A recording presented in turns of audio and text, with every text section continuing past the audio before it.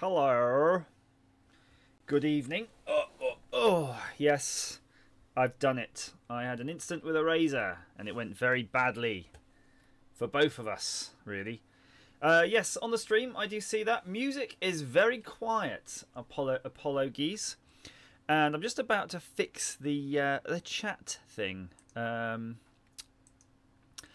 do I do this? By the way, anybody who's ever tried this, to do a live chat in your YouTube stream like this is a real pain in the arse. You got to do a lot of dicking around, and I'm almost about to have done it. And the problem is, of course, when you switch between YouTube events and YouTube streaming, there you go, there's some chat, it changes the way all the URLs work. So that's no good. So I'm going to move this over here. And look, there you go. You've got your little chatty box. Working around you chatty boxes. Good evening, everybody. Let's go through the old list. Dean, good evening. Fairflight14, good evening. Rob Taylor, good evening. Watcher75, good evening. Have we got everybody? Gregory, good evening.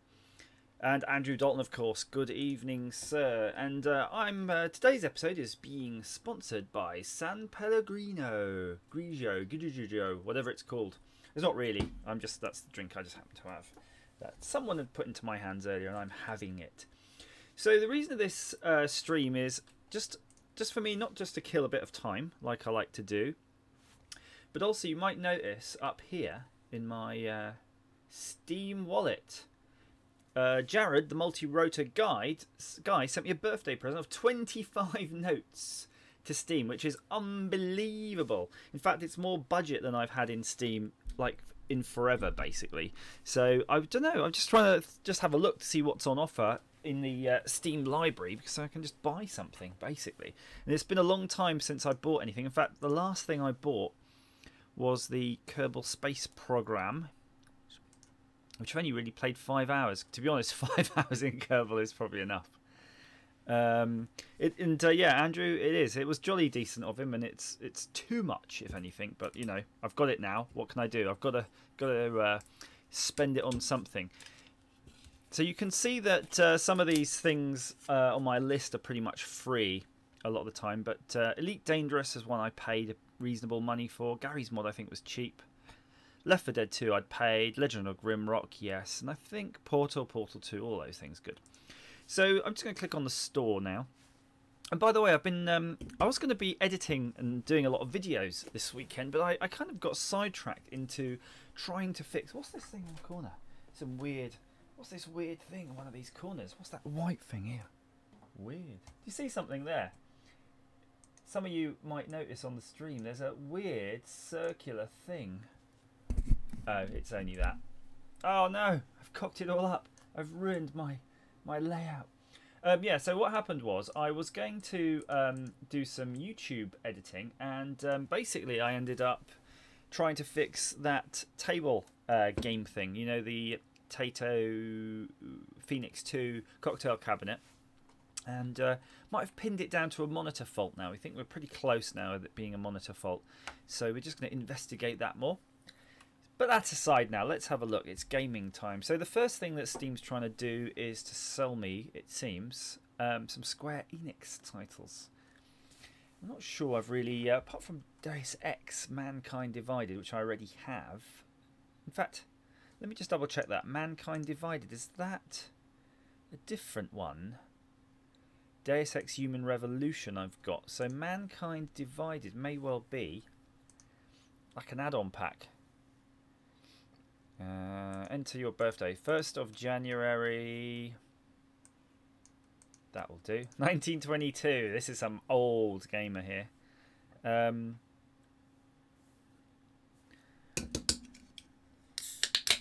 So Dean's saying monitor fault easy. Do a quick RGB to SCART to check. Well, oh, that's bitter. I would do that. But I actually managed to have... Well, I've got a friend, and I didn't realise he's pretty much an expert in CRTs. And he just looked at the schematics, and he's going, OK, we've got to go to this, just check this. He's working for a process, and he's pretty much 100% sure it's actually a monitor fault, because we put he hooked up my oscilloscope to the video outputs and showed me actually how you can tell that there's video coming out, what, you know, the sync lines and the RGB lines and all of that. So that's fine. There's video there. He just thinks it's the monitor, and it might be part. It's not the flyback transformer, but it's part of a broader circuit. So if there's a fault in the flyback transformer or other parts of it, it might affect some other part of the circuit. So we might be replacing that. We don't know yet. So someone's saying, Robert Taylor, you need the original Postal in your life. Okay, I'll have a look at that. Just quick. I just want a quick check on this Mankind Divided. Is this an add-on pack to the original game, or is it just, or is it actually a new thing? However, I've got 24 hours to think about it, so I'm going to add it to the cart. I don't want to buy it necessarily, but I'm going to add it to the cart, so we'll review that later. Right, so we're going to search the store. So let's see, what was that game? Robert Taylor, Postal. Ooh, here's a Postal. £1.49. Seems a bit of a bargain, doesn't it? Take control of the Postal Dude in his infamous first outing as he battles to survive in a world gone mad. Isometric shooter. Okay, we'll pop that in the... get that in there. So there we go. So I think we were still looking at the Square Enix games, though. We didn't really, you know, we were stuck on that one. Lost Sphere. So this one would eat all the budget in one hit. That one. So Fair Fight 14, you're saying if you're going to get it, get the deluxe version. Are we talking about the deluxe version for Deus Ex, or are we talking about some other game? So this, I think all the Square Enixy stuff tends to be these sort of JRPG things. I don't think I can stomach any of those at the minute. So let's see what else we got. Featured and recommended. Path of Exile. Yeah, I don't think so. Okay. Is this a real game? Borderlands the pre-sequel. No, I could be interested. I've got pretty much Borderlands on everything. In fact, do I even have it on PC? No, I don't have it on Steam at least. But I've got it on Xbox and something else. I'm sure I've got Borderlands on many things. I've got many copies of it. I don't know if this is any good, you know, compared to the original games, because this looks a bit like something I've downloaded. I downloaded something on my phone which was kind of a Borderlands-ish type adventure game, but it wasn't. It definitely wasn't the original sort of Borderlands thing.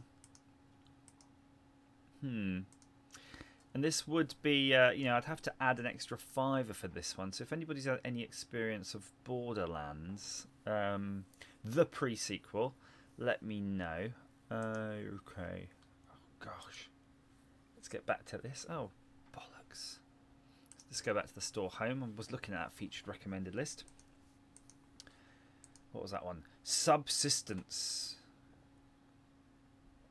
Yeah, I'm not sure about those. Guns, gore, and cannoli. No more room in hell. Yeah, Left 4 Dead. Free to play. Rust. Now, Rust is an interesting game because I heard about this. Loads of people seem to be... Hey Marcus. Good evening, sir. I think this is the one. Someone says where you pretty much start off with nothing.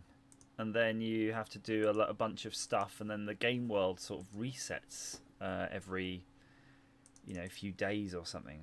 Could be wrong. Looks interesting. Again, it's over budget for me. It sounds like a game with loads of microtransactions as well, so I'm not really sure I'll get that. Far Cry. So Dean's saying you can get Far Cry free for pennies. Just gonna have a look now because I think. Yeah. I don't know. I was just checking the shelf because I might have Far Cry 3 over there. Not sure. I've got too many things that are even just unopened. It sounds like one that I might have. Actually, if anybody can recommend a Starcraft type game, I could be interested in that. That was one of my favourite sort of Starcraft 2. So there's another option here, and that's just buy shitloads of really cheap games too. But yeah, I think this is the rare opportunity for me to fork out on a big budget title here. The franchise Homefront, The Revolution. Yeah. So what are you guys playing? If you guys can post in the little chat box some of the games you're playing, I'll have a look and we can just check this out. I've seen this picture. Sorry, this is not all ages. Okay. Why do I have to remove this product from the queue? What's all that about? Weird. So this is this PUBG I've heard so much about. Oh, Lego games, fair fight. I'm not. I got the Lego. Our last Lego game I bought was on the Switch, and I was like, oh, it was horrible. It was horrible, man.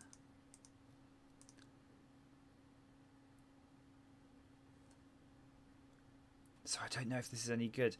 Because it says Battlegrounds. I think Battlegrounds is a whole kind of genre of game. Oh, Starcraft 2 is free to play now. Starcraft 2? That's not on Steam, but I kind of feel the need. Starcraft 2. Oh, yeah.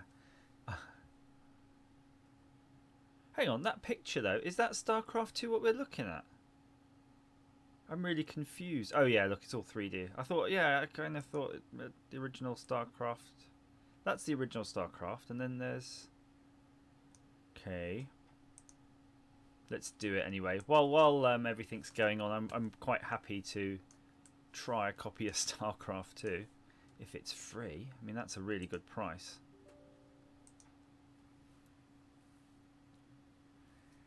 So let's have a look then. Sorry, I just... how about some killing? I'm playing GTAV and Parodius. GTAV.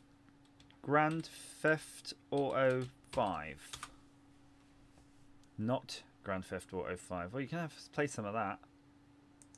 Whoa! What? That's so expensive. I've got Grand Theft Auto 5, 2 copies unopened for Xbox behind me that I've yet to play, and here it is on Steam for 40 notes. You must be joking. No way. Oh, what? You got to get a Battle.net launcher for Starcraft, Jake Scott says. Why is that, Jake? Fortnite is free. Go get Fortnite. I tell you what, this isn't helping me spend my money. But, you know, maybe I should just keep some of that 25 quid. I don't have to just get rid of it. Right, we'll have a look at Fortnite as well in another web browser here. If I can spell it correctly. Is it by Epic Games? I'm guessing that's the correct Fortnite. Here we go. Fortnite. Free play now.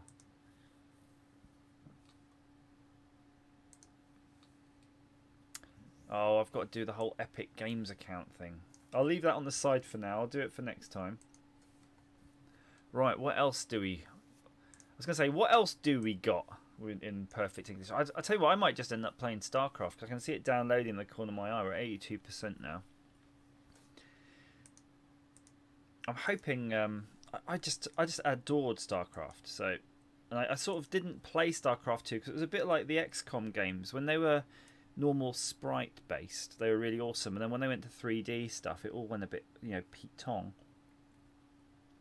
So I kind of stayed clear of it. But I have to admit, the Diablo 3, that was pretty good. I mean, it was pretty faithful to the...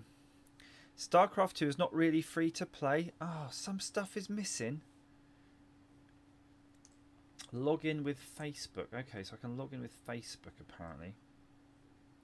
Oh, what is my Facebook username?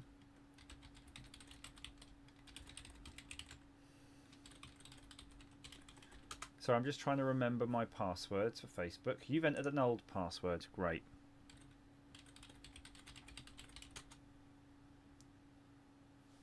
So now you're going to send me, oh, the code generator app. So all this is two-factor authentication stuff. I think it's good, but I always wonder what would happen if I actually lost my phone. Would I just be totally shafted? Facebook, here we go. Oh, alright, just did it. Right, continue. So I'm just doing the thing. Sorry, it's on the other side of the screen with the old multi-factor authentication. There's me. Enter your day of birth. Do I have to? And I'm going to enter my year.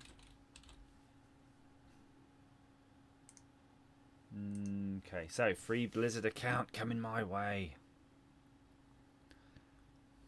Caretaker Retribution. I think I've got Caretaker Retribution, Tim. Here it is. No, I've got Caretaker Sacrifice. So, Tim, is Caretaker Sacrifice anything, you know, to do with Caretaker Retribution? Battle tag. Got to set up my battle tag, bitch. Oh, what?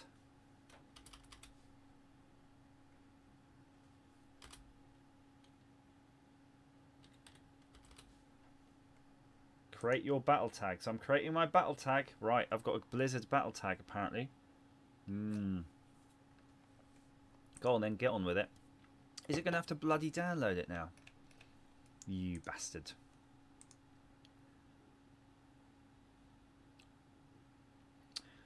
Okay, so it's a Blizzard's own. Okay, so it's just going to download it all. I'll pop that on the side. Right, so Tim said Caretaker Retribution. Let's have a look at Caretaker Retribution. Oh, well, it is kind of expensive. Which came first, though? I mean, I haven't really played Caretaker Sacrifice, so I don't know if I'll want to play Caretaker Retribution.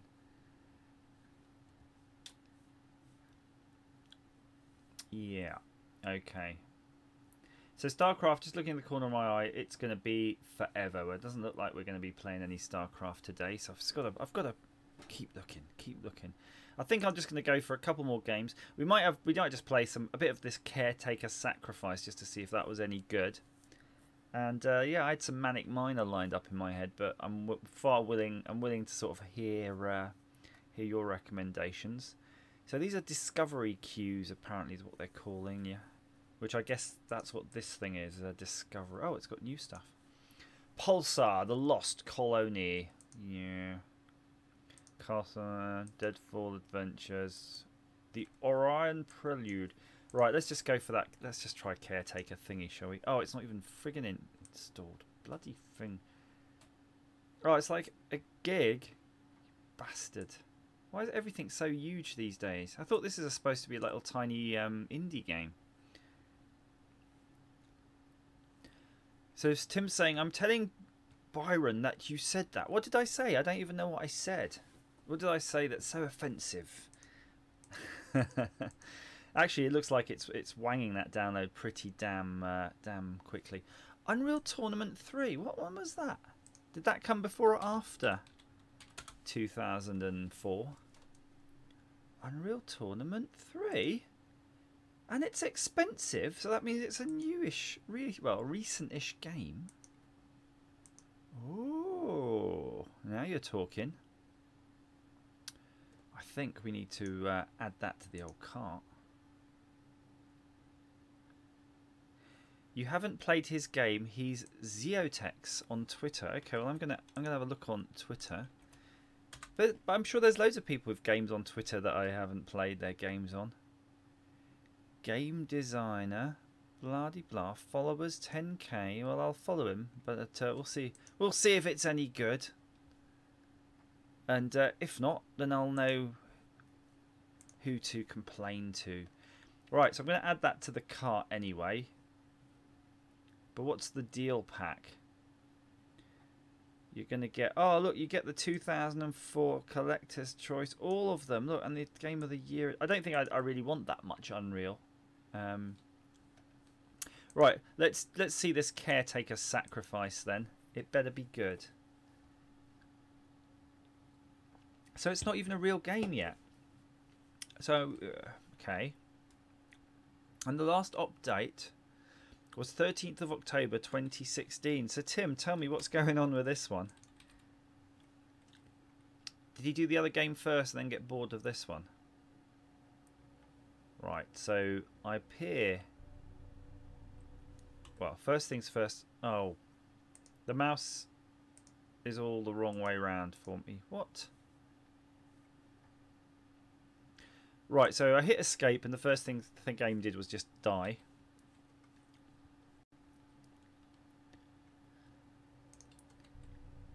So you've got this quite nice effect. You can see there's a really good kind of filtering going where you've got the center band of the screen is sharp and then it's going blurry when you move around. That's kind of nice.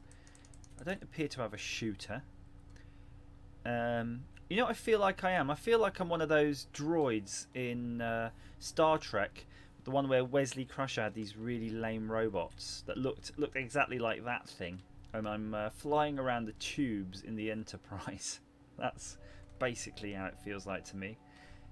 Okay, so can I click the mouse? Not yet. Space. Ah.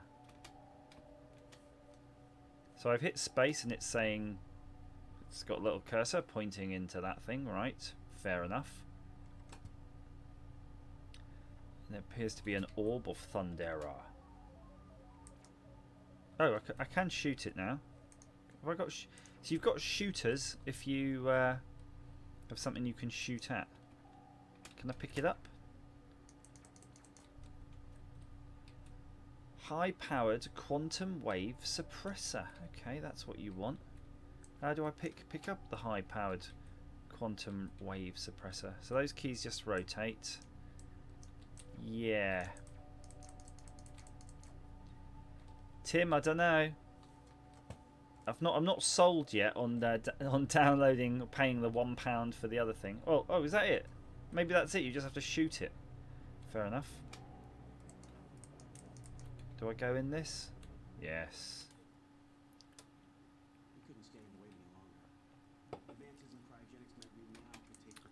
Blah blah blah blah. So it seems like an interactive story. Yeah. Okay. Great. I think we've given that as long ago as it needs. Apparently, Starcraft 2's got a mere 23 gigabytes left to download at 3 megabytes per second. So that's not going to be be playable. Tim, you haven't answered me. You say you were going to gift me Retribution, but you haven't told me. Is Retribution the first game or the second game? I don't know what's, you know, I'm not saying I wouldn't play it. I'm just saying I'm not sure I want to play it. That wasn't Wesley's episode. That was the quality of life. They were called exocomps. That was it. Exocomps. Yeah. But didn't Wesley was involved with the exocomps, or was it Data? I thought there was some girl in it and it was all, you know, doing something with it. Yeah, you can see how descriptive I've been here with this. How about just a bit of game? Should we just play a little bit of a retro game for a second? I need to. I feel the need to play some BBC Micro, and I really want to play. What is this file? Is it an installer or is it the actual emulator? No, it's the installer. BeebM. There we go. BeebM. Okay, so Andrew's saying it was season 6 and it was after Wesley had sodded off. Good. Why does everyone hate Wesley? He gets such crap. But do you remember how when Wesley disappeared off, he went with some guy. I don't know what it was called, like the caretaker. No, that was from. Not. I was going to say Deep Space Nine, Voyager. But it was something like that. It wasn't the caretaker, but it was the something or another. Where the frig are my Beeb ROMs? I'm just seeing if I've got some Beeb ROMs anywhere. I really want Manic Miner on the BBC. And I'm going to have to go to probably a ROM archive or something just to bloody get that. Okay, let's do that. Let's find a BBC Manic Miner ROM. Yeah, they've got it all for the Commodore 16. They've got it all for everything else. Everything but the BBC. So let's see. This appears to be a ROM site. Let's see if it manages to stay up briefly. Manic Miner. Manic Miner. And this guy says, "Boy, did I hate this game." Well, yeah, it is a bit like that.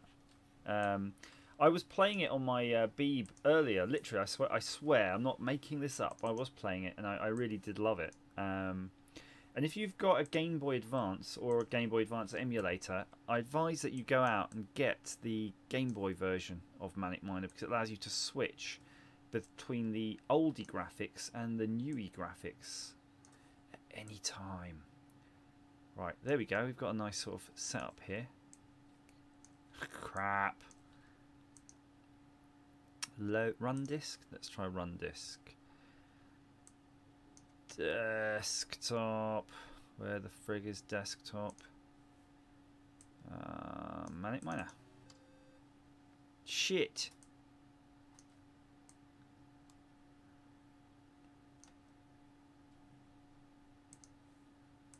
Oh, what?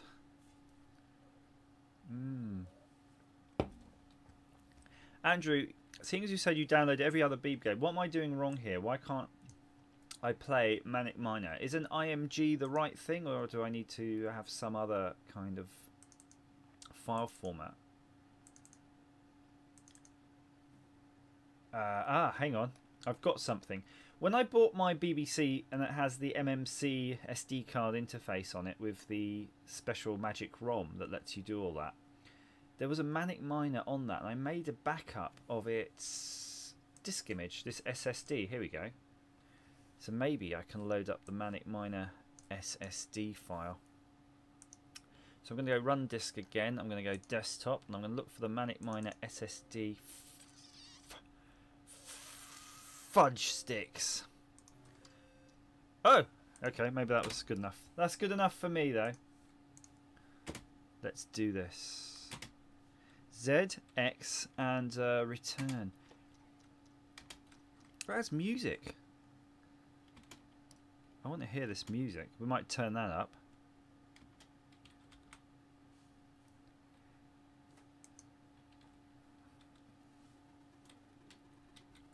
Not hearing anything so far. I don't hear music. Anywho. Right, so if you don't know, Manic Miner is a puzzle game on the BBC and probably every other computer known to man at the time. Shit. I'm going to say action puzzle. It's you got to have some amount of action. You've got blocks that disappear, and you've got keys to get out. And it's quite different from Jet Set Willy, because Jet Set Willy, it's often compared to it, but only because they look similar, and they were probably written by the same guy. I don't know. I haven't checked that far. But yeah, look at that. I'm rocking it now. Bit of skill. Ooh, pardon me. Bollocks! Now, I don't know if you were watching Kim Justice's stream the other day. I really like that she just sort of launched into watching a bit of Games Master. It's like, let's just watch some Games Master during the stream. So I don't know what's on the sort of legalities of YouTube on that, but I thought that's there should be that sort of concept, shouldn't they? That if we let's say there's a bunch of us in here now, there's at least sort of 5 of us or something, that we could all just watch telly together, like a virtual living room. So we could just watch an episode of Games Master, and just sort of say how, crap Dominic Diamond's hair is or something. Communal viewing, yeah, that's it. And that's what's sad, really. I guess you don't get that communal viewing. Oh, lucky. Anymore. Oh shit! I've really screwed that up. Go on, go, yes. Okay, there we go. What the fudge? What happened there? Okay. Right, you get the idea. So that was just the warm-up. So keep an eye on my air. Maybe I ran out of... These people need air.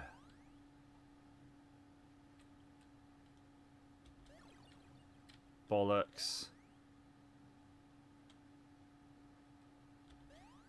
You can see how these games get after a while. You just start losing your mind.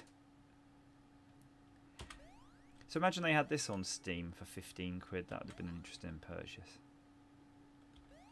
Ray purchase! So Boris is saying the Starcraft 2 is just online. If you want the campaign, you've got to pay 40 euros. 40 euros. Alright, Arcade.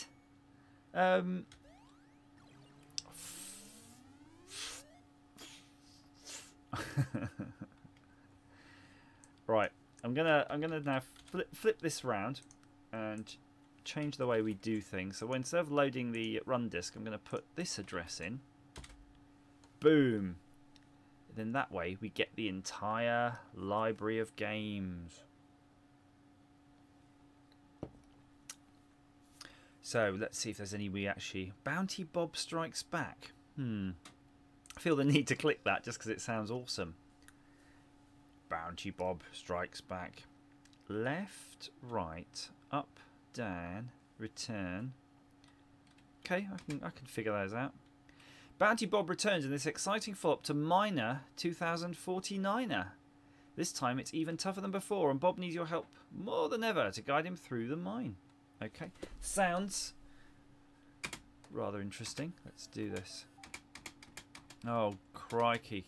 I guess these things were loading from tape, so you were kind of okay with reading all of this junk. Pulverizers. Whew, whew. Oh, look at that. That's got some proper graphics. US gold. And I'm certain that US gold is actually not anything to do with the US. It's not like a US company or anything. Robert, they don't all look like CFAX. They only look like CFAX in mode 7. I'm going to show you some hardcore. Yeah, Striker's Run is excellent. It's like got actual proper graphics. This is wank socks. Look at this. It's just terrible. Right. I'm going to show you something though. For anyone who doesn't know the Beeb or likes to crap on them about the graphics, I mean the graphics modes are great. I mean, was it mode 1? Yeah. Look at that, high-res graphics. I can do lots of drawings to these random sets of coordinates. Look at that. I mean, what is the I wonder what the graphics buffer is, because look, I've just drawn to 500, 800. No, but I'm drawing from the last point. Anyway, it does have high-res graphics, so don't be so wrong. There's actually a card you can get for the BBC today, right now, that will just plug in and it will give you a palette of like 4096 colours simultaneously on screen with original Beeb hardware, and it just gives you extra like commands like this. So the commands that let you change the line colour now just give you that full range of colour. That's how awesome the Beeb is. So yeah, just bear that in mind. Right, so there's another game here I just saw that looked awesome, and I don't like the way this disc thing just keeps defaulting back to some other random one, but it's called Lunar Jetman Cosmic Battle Zones. I mean that one. Oh, the manual, Andrew, the manual for the Beeb, and was absolutely a beautiful thing with the sort of 3 red rockets on a green background. I'm going to tell you, I'm going to do a sort of tear down that video of the Beeb I've got, because it's just amazing hardware. You just cannot, you know, people really underestimate the hardware in it, but it's cracking. I mean, oh, what? Starcraft is now playable? Well, I think we might try that bit of Starcraft. But yeah, spiral bound perfection indeed. Now this game says it's played by the cursor keys, but I'm damned if I know how they're set on this. Right, so you got that. Look at those. Ooh, okay, so that's your jet. Got your jet. Where's your shooters? Shooters, please. Ow, bugger. Oh, so Fairfight 14 saying that card's called the Video Nulla. I've got one on the way for my Beeb. Well, because you've got one on your way, that means I don't have to get one, because I'm really curious. I'd love to see some screenshots when you've got that. And there's no reason at all, though, that you couldn't get some pimped out audio hardware for the Beeb. Oh, hang on. What? This is weird, isn't it? So Starcraft's saying it's basically playable, and it'll just download stuff in the background. So okay, we'll try that, see what happens. It sounds like I might have to play online. I'm going to get caned. Hang on, look on the left here. Are these games I've got? I've definitely got Diablo 3, but I'm pretty sure I've not registered it.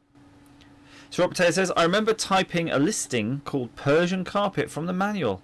I was suitably impressed. Persian Carpet? What sort of program was Persian Carpet when you were done with that? It sounds fantastic, really.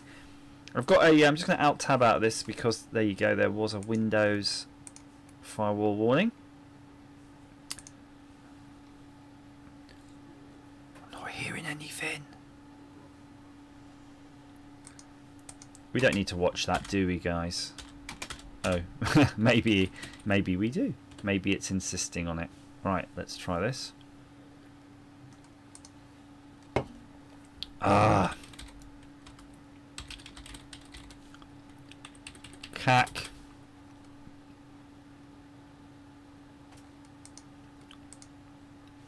Right. I'll go as beginner. Oh, we get to play a tutorial. Couldn't be too bad, can it? Play a tutorial. So, Boris, you're saying for their games, but there's a big gap. There's a big gap between your last message and your for their games. So I'm not sure what you were saying there. Streaming the data. Look at this. Streaming data. This is insane now. So it's basically loading the game data as we're sitting here, but you can't see it doing that. You just get a black screen. Right, cack. Let me sort that out for you. Or can I? I tell you what, once it's finished streaming the data, I'll do a windowed mode. This alt return isn't working right now. Right, press any key to continue. I'm just going to press escape, menu, options, video, graphics, windowed full screen. It's really interesting how they have windowed full screen as a thing, and I think that's almost just for people. There we go. For playing these things. So Boris is saying the only true free games are Hearthstone and Heroes of the Storm. Blizzard use their own client for the games. You can't find them on other places. So let's return to this game.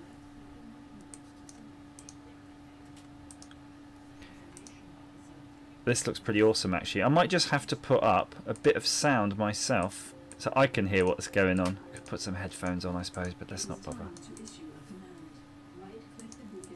Yeah, we can do that. You know, I feel I've done enough training already.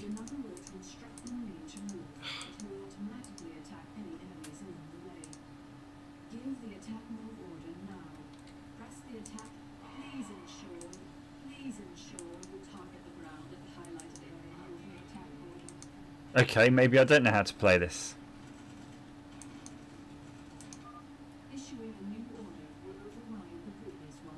Okay. Oh, look at that. Well, if that's what every mission's like, I can handle this.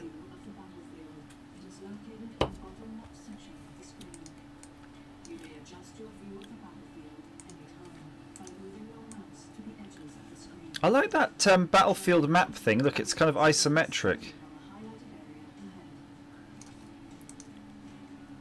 Oh, look at that. The mouse can do the zoomy thing. What am I supposed to do here? Shit.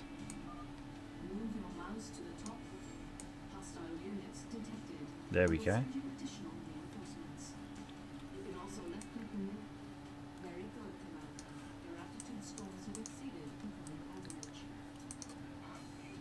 I like how you're being rewarded for this really basic.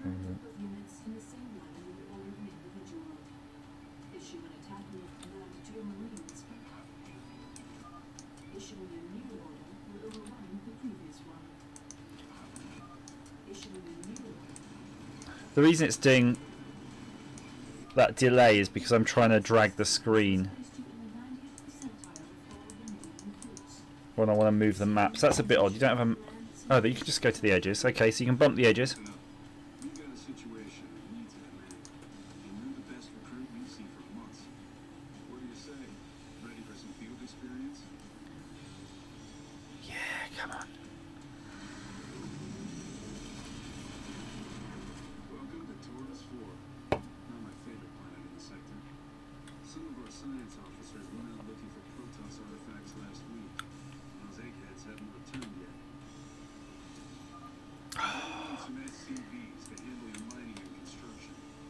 Gather. Okay. SCV ready.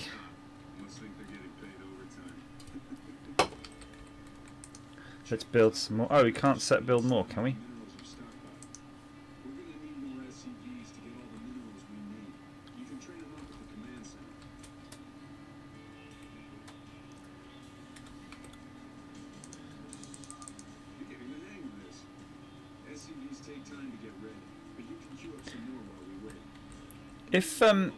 If any of you are bearing with me in this, and thank you for that, I'm kind of enjoying this. Do you want me to put the sound up of the game so you can hear the game sounds?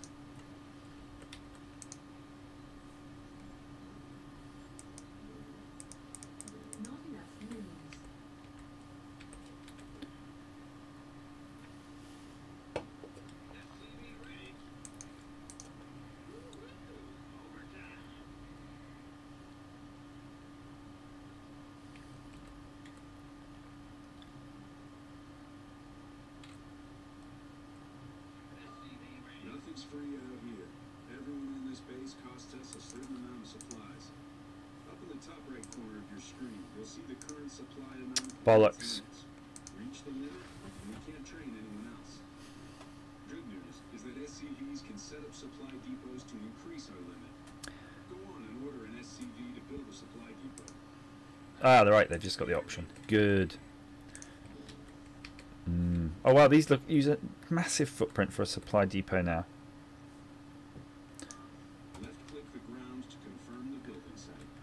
So Robert, Starcraft is a Command and Conquer reskin? No way! I don't know.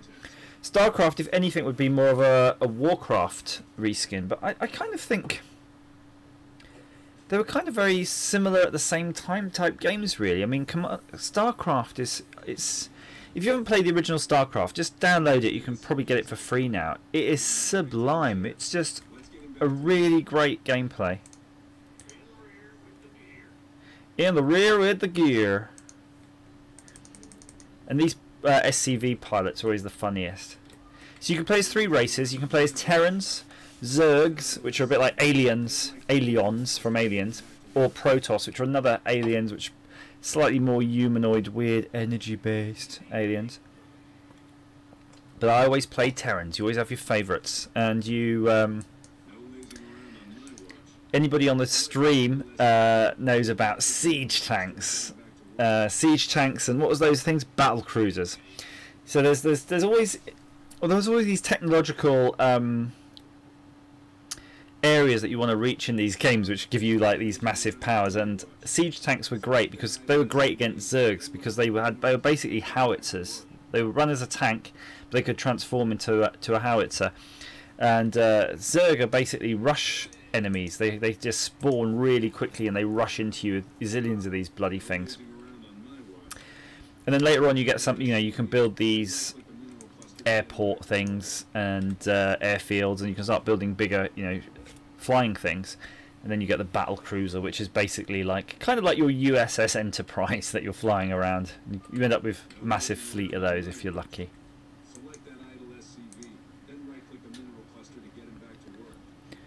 So you always have different strategies as well on how you're playing. If you're going to try to just gather massive amounts of resources and then just build billions of one type of unit.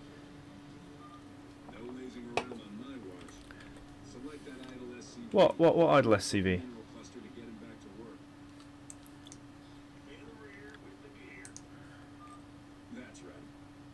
Alright, I didn't spot an idle one there, but I just selected them all. Next thing we're going to need is a barracks to train our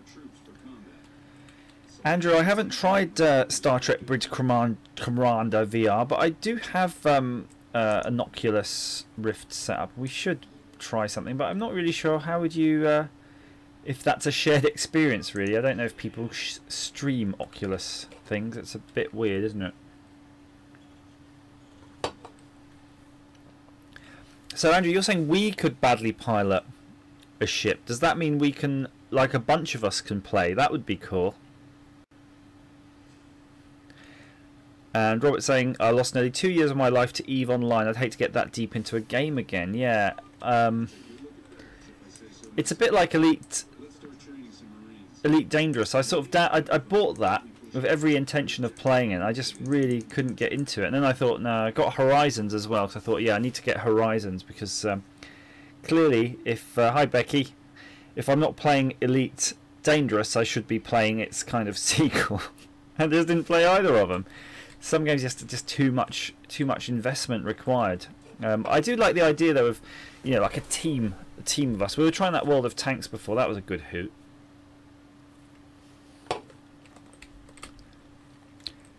Ah, so I'm just saying it's cross-compatible with PlayStation 4, which is quite good because then at least it'll be probably you got more chance of people to play with, wouldn't you?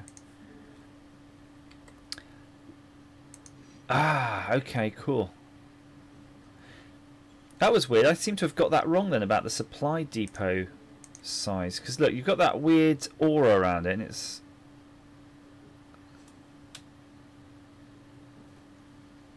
Alright, so if you, as long as it's not in the red, you can just place it where you want.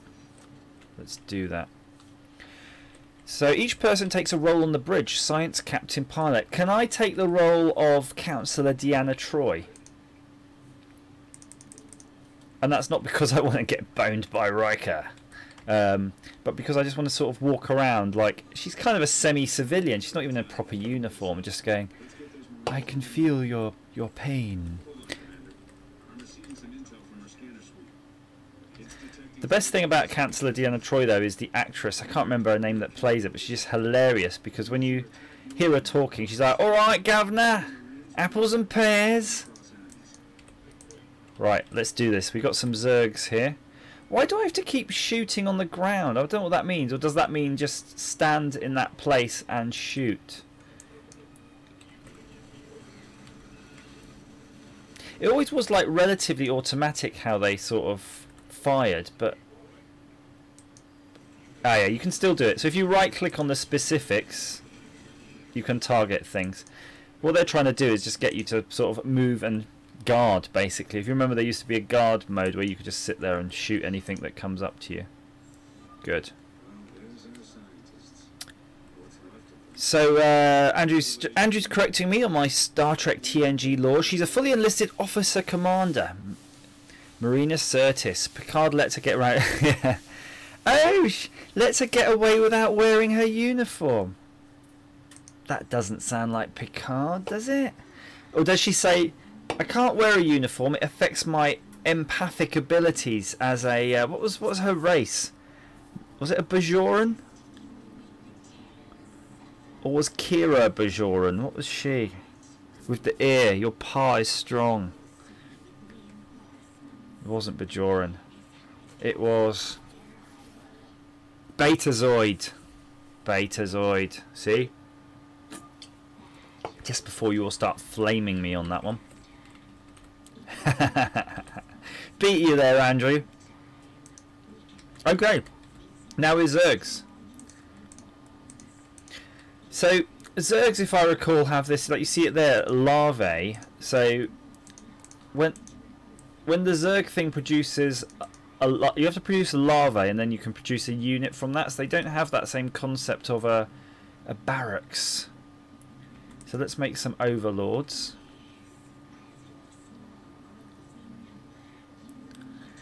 Alright, so Robert's saying they've an agreement that she won't reveal his pervert thoughts if she doesn't have to wear a uniform. I mean, how freaky would it be to have somebody on board or in your workplace like they are there which can sense your thoughts? I mean, it must be... humans have all sorts of naughty thoughts, don't they? Why do I have to make more? They want more. Morph it to a drone. Let's make some drones. So you know, like, you know, you might just be, they might just say something, and you'd be thinking, oh, fudging idiot, and they'll be like, oi.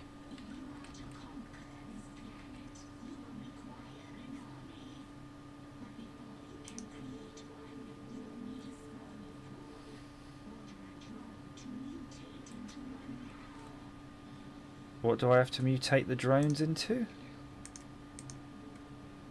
A spawning pool. So you can see anyway, they just got a slightly different way of a UI basically change of how they all work. And there's your first units. Look, Zerglings.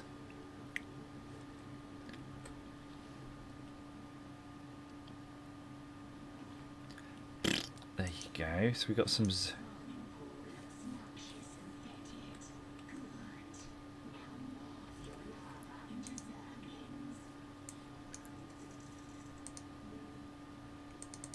Zerglings. There we go. It's weird how you need this spawning pool to turn these larvae into Zerglings, but they don't need to kind of be sent to here or come out of here. But I'm happy with that. That saves a lot of effort, doesn't it?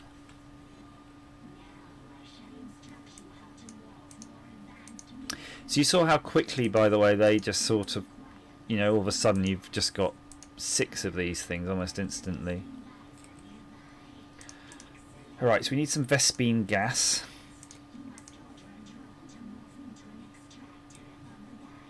An extractor. Come on then. Drone extractor. Now, because you're continuously using drones here who are collecting your minerals, you probably have to just turn a bunch of these into drones all the time. Otherwise, you're constantly depleting your units that are your main resource gatherers. Be careful of that. That would be no fun at all. So these overlords, by the way, they're just like, if you look at the top right corner, you can't see, I've got the back office logo, it's a 16 of 18, that's your resource limit. Those overlords are basically the same as your resource warehouse things you add. Right, let's get 3 drones getting Vespene gas.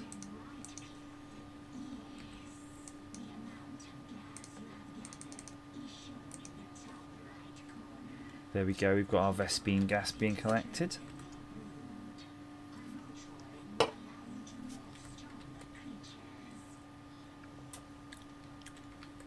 This map's quite cool, how it's... Oh, what happened there? Oh, that's alright. I thought someone was shooting at me, but I was just exploding into Zerglings. If you look at the map in the bottom left corner, it's quite nice how it's got very clear polygon sort of units and base layout there. It's not trying to go for a complicated 3D map.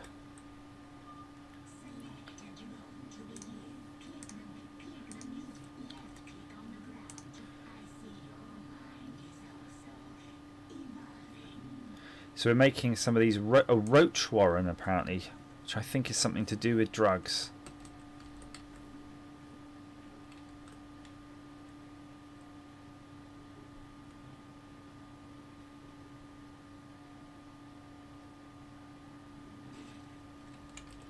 Boom.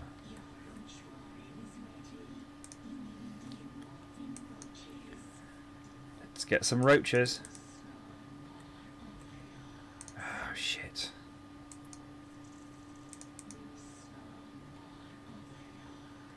I need these overlords before I can do me roaches. Just gonna go for the 2 overlords, might as well.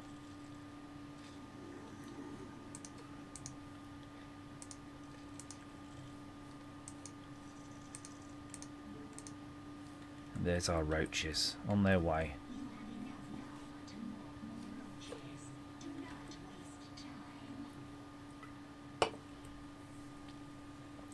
Okay, let's do that. So something I think of trying to set up though as well, if it's even feasible, is to get a sort of camera setup where I can film on a live stream the sort of back officey stuff, like fixing that arcade cabinet, because it would be quite useful to have people who know what they're doing able to comment when I get stuck.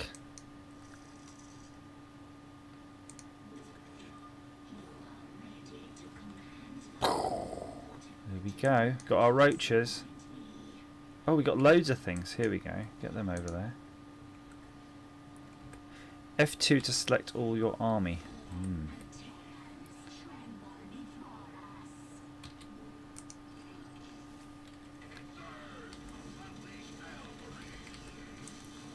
If you were those Terrans normally and you saw this lot coming towards you, you're just dead. You just know you're dead.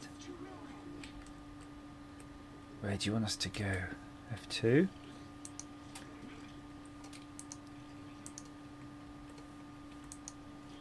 I like how this guy's got to catch up. Finish. Okay, okay. She's very pushy. I guess their base is through there.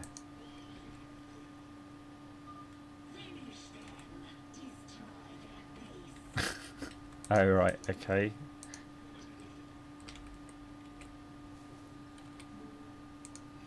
Let's do this. It's bad news, boys. So if you're attacking a Terran base with your Zergs, of course, best thing to do is go for...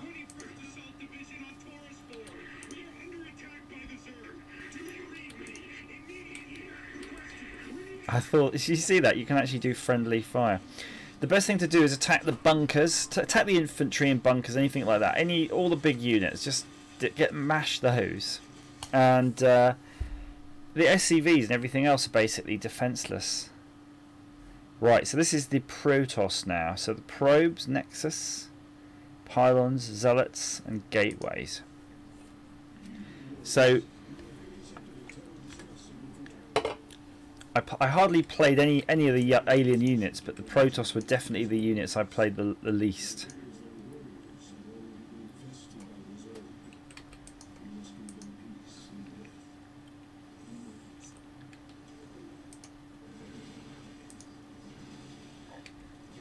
Oh, these graphics are quite awesome.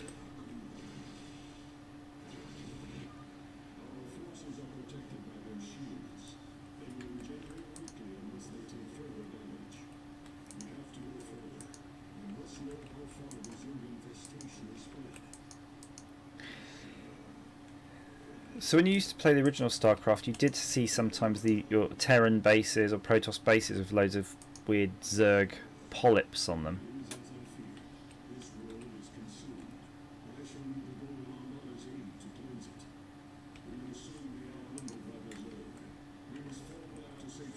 Okay.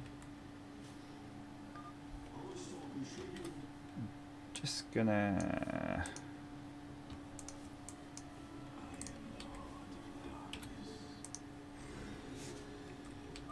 These structures were abandoned long ago, but we can reactivate them and hold here until the Armada arrives. Right, so you've got your workers. They're obviously the Protoss equivalent of SCVs, and you've got these the probes, basically. What they're called. Restore power to the gateways. Pylons. So pylons are like resource bunker things.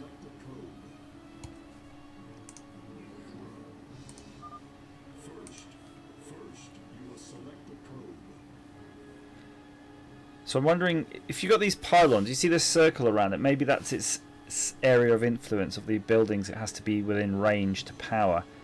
So let's teleport one in here.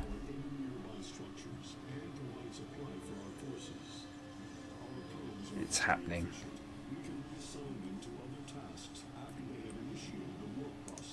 Oh cool. Go on then, bugger off.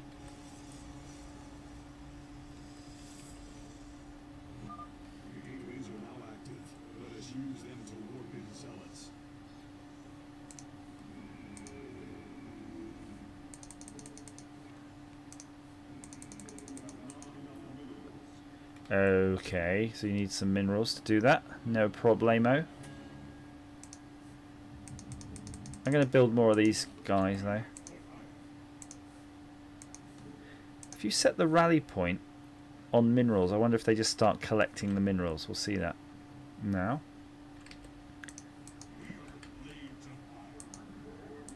So that's our first guy. I wonder how detailed these graphics are. If you could zoom right in, would they look awesome or get really pixely? If you remember games like Dungeon Keeper, you used to be able to actually control the characters and get a first-person perspective.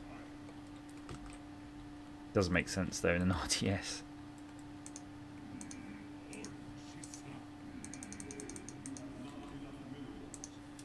We've not got enough minerals, and we've probably not got enough pylons either. Excellent. We now have enough zealots. But we cannot withstand the fight ahead without additional stalkers. We will require a cybernetics core in order to work them in. Cybernetics core, okay. Right there.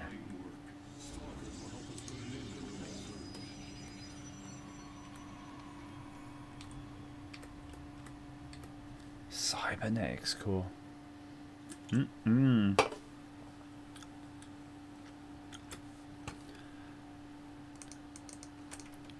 just going to type there.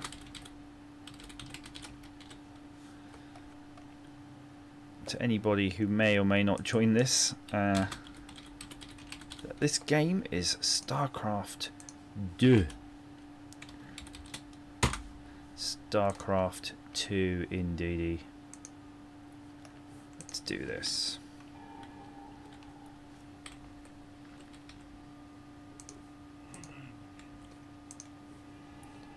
Neighbour stalkers at the gateway. So if we click that, there we go, stalkers.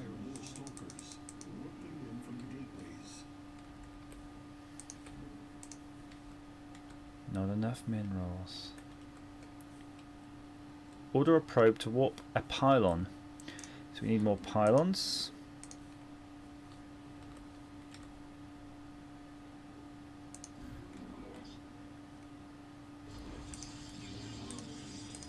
And we're probably going to need another pylon, so let's just chuck one here while we're at it.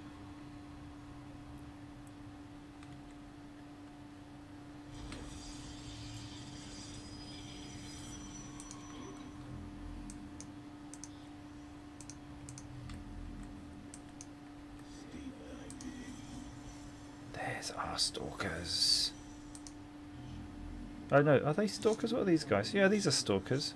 Why did it say warp in stalkers 0 out of 2? I guess you have to warp additional stalkers. What it's looking for.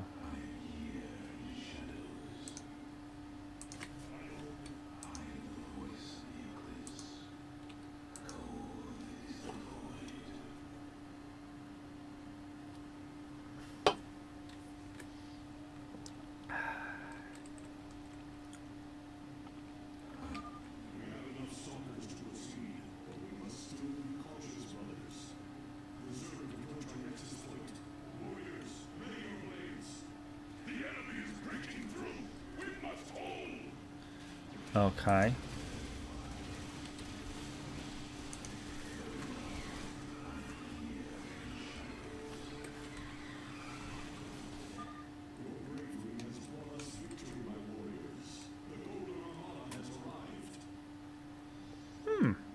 Okay, that was good.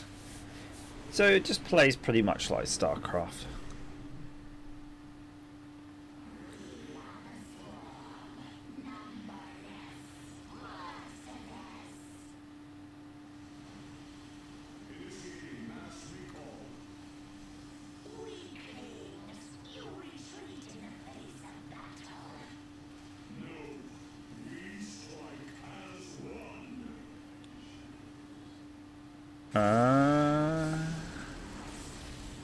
Nice.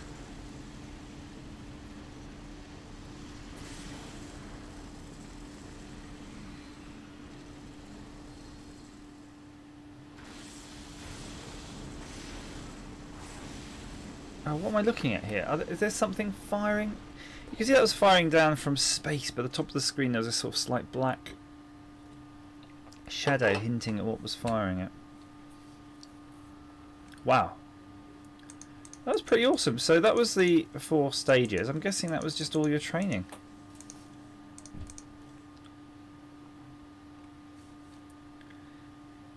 So can you actually play... Oh, look at the picture on the right. There's a Zerg Terran hybrid.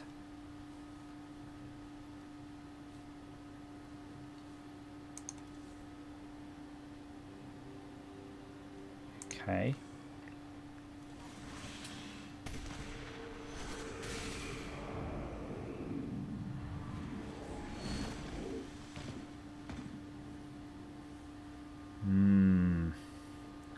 Who's here for the orgy? Who isn't here? Campaign. So let's see if it lets you play the campaigns.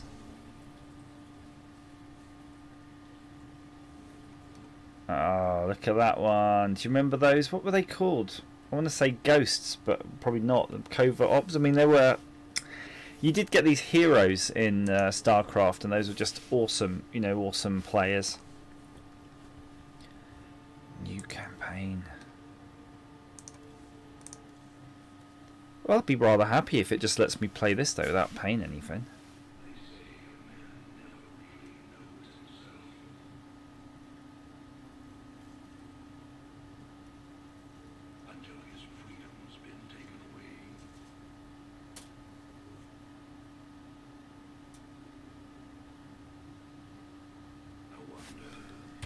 Yep, let's skip all that.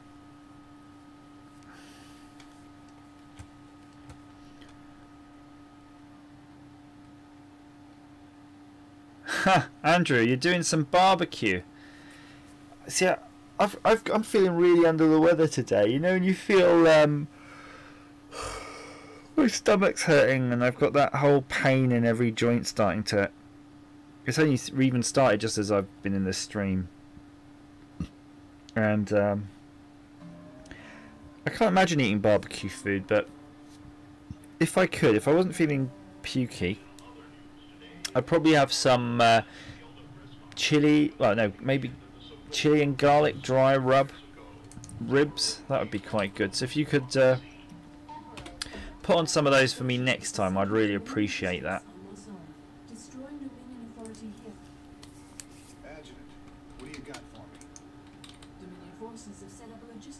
Blah blah blah. Now I might regret skipping all those mission briefings, but it's only the first should be nothing.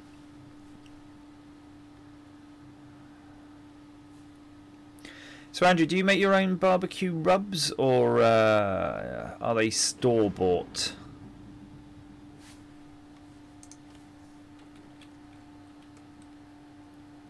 Alright, boys. Let's show the locals they don't need to fear the Dominion.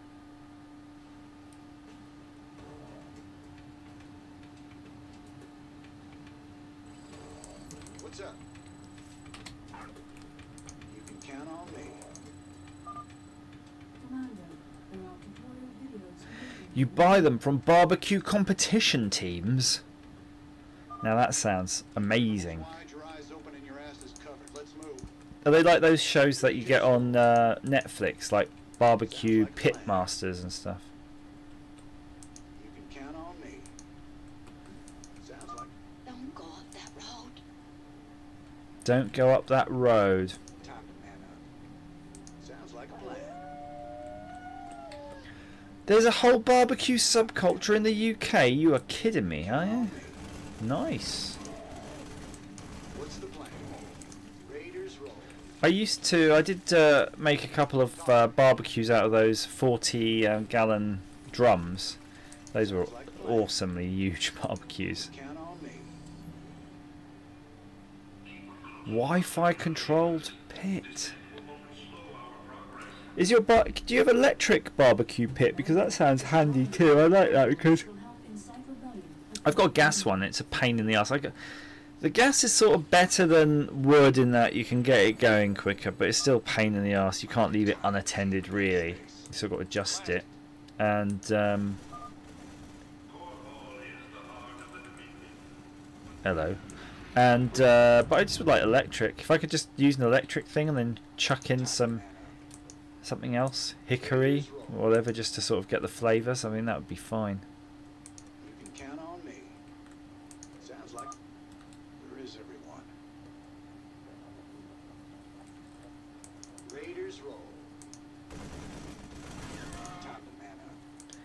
So I've got to take my car tomorrow for a factory recall. My neighbors. My family. So hopefully I won't be too poorly, because I really wanted to get that out of the way. And then next week I'm going to be away. Away in Europe. Commander, a large Dominion force is gathering in the center of town. Then it's time to call in that special delivery we talked about. Ooh, hello. Nice. Nice. Thanks for the assist. We're with you, Raider. What the hell was that talking? It looked like a totem pole. That was weird. What's up? This better be good. Sell me. Blizzard Entertainment. Sounds like a plan. You can count on me. Time to man up. You can count on me. I used to love playing multiplayer co-op in Starcraft. That's so much fun. There's the locals. There were some really specific maps that were just excellent for it, where you could basically it was like an X, and there was one the bit in the middle where the cross meets was the one connecting point. It was like 4 orbital islands. And when you had that set up, you could set up with 2 Terrans versus 2 Zerg, and you'd have to work together to fight the Zerg. But always, nearly always, the Zerg would rush one of you and really virtually eliminate that player. But in StarCraft, you can float your bases up if you're a Terran. So what would happen is that you would basically lift your bases. They would go and just destroy all but one, say, SCV. You'd try to run your SCVs into your friendly base, and but then you could rebuild. You did have enough time and resources to rebuild, and then both of you together could go in and just completely destroy all of the Zerg army. It's a really classic map. It's really good fun. Been a while since we saw you around here. We're with you, Raiders. Sell me. Oh, is that Rayner? Hang on. Oh, Jim Rayner. He's a character from the original game. Nice. Break it down. That's why he's got 200 life versus the sort of 45 of everybody else. What's up? So we've got NCPs now with us. This is a restricted area. Insurgents are under arrest. We got your back, Raider. Oh, cool. Look. They're like throwing petrol bombs and stuff for you. Raiders roll. That is cool. So we're fighting against the Dominion, but not the Jemadar type. What's the plan? Although I'm sure there must have been a Deep Space 9 game or about that. That would have been a really easy game to make.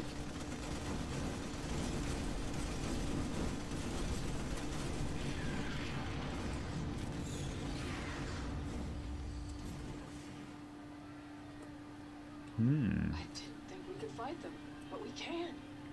Now you've got the weapons and the resources to do it. Remember, Minx can only control you if you let him.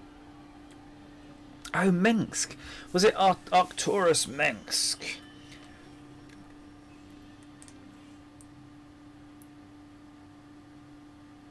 Full flavor. That cigarette in the picture looks like you wouldn't get many to that box, does it? Looks like you'd get like 6 in a box maximum. Come on. Get me the data.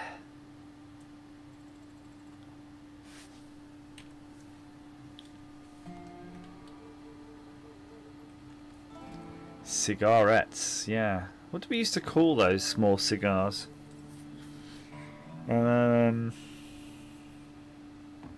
Henry Wintermans. Do you remember those?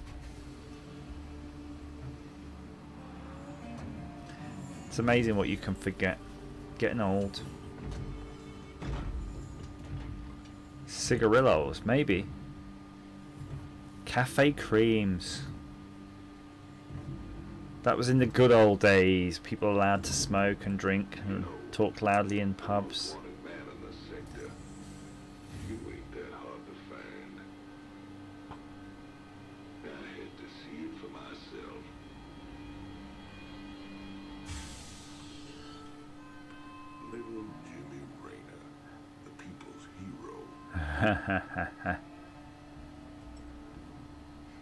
Well, okay, let's be nice to watch the cutscene, but keep going. Yeah, Kerrigan was that awesome woman one. Yeah. So she's the one I think gets turned into the sort of the Zerg hybrid. This looks focus on these problems. How do we fight? How do you pronounce that? Titus. Well, what is this? Mission. Here we go. Let's do it. Thanks to your actions, Marsara is now in a state of open revolt. This old outpost don't look like anything special. Keep your shirt on, son. The Minion engineers been digging out here for months. See that crane? They're getting ready to move the artifact they found off-world. Well, I'll be dead.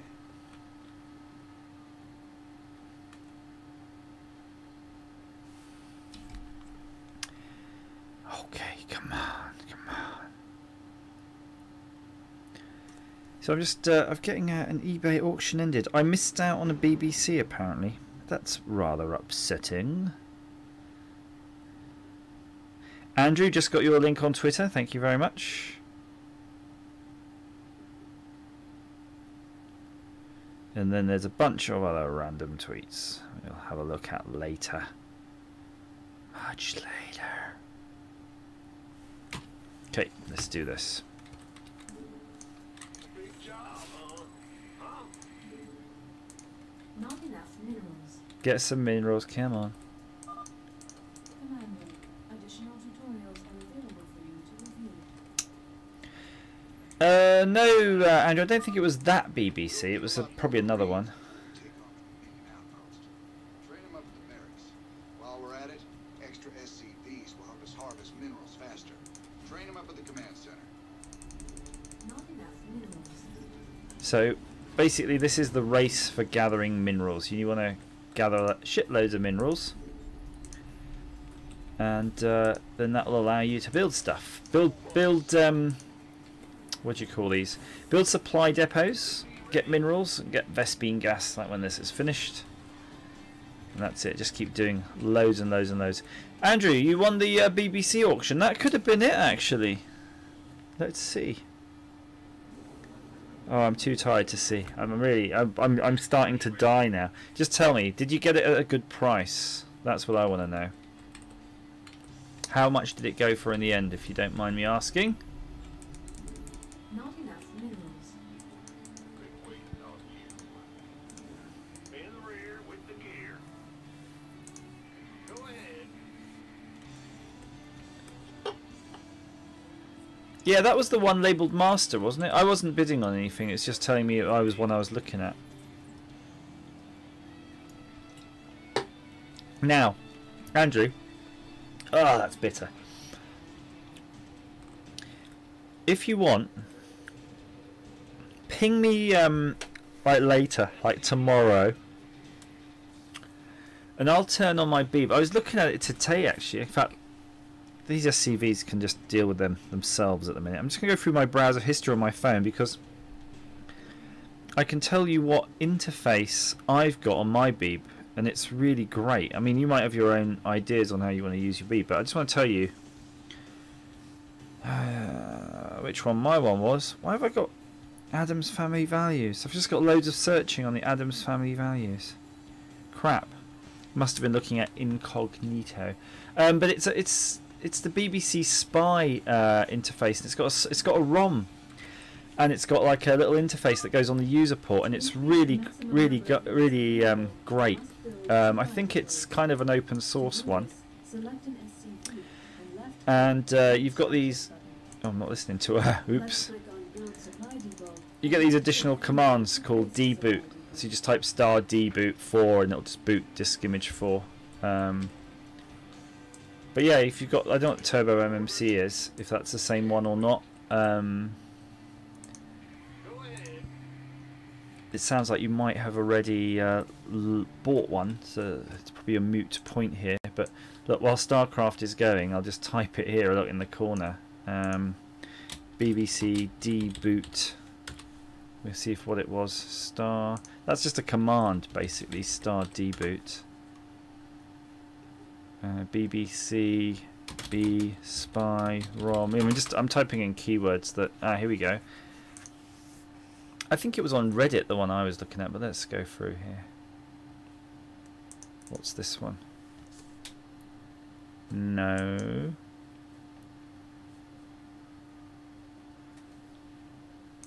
Let's have a look at this one. No.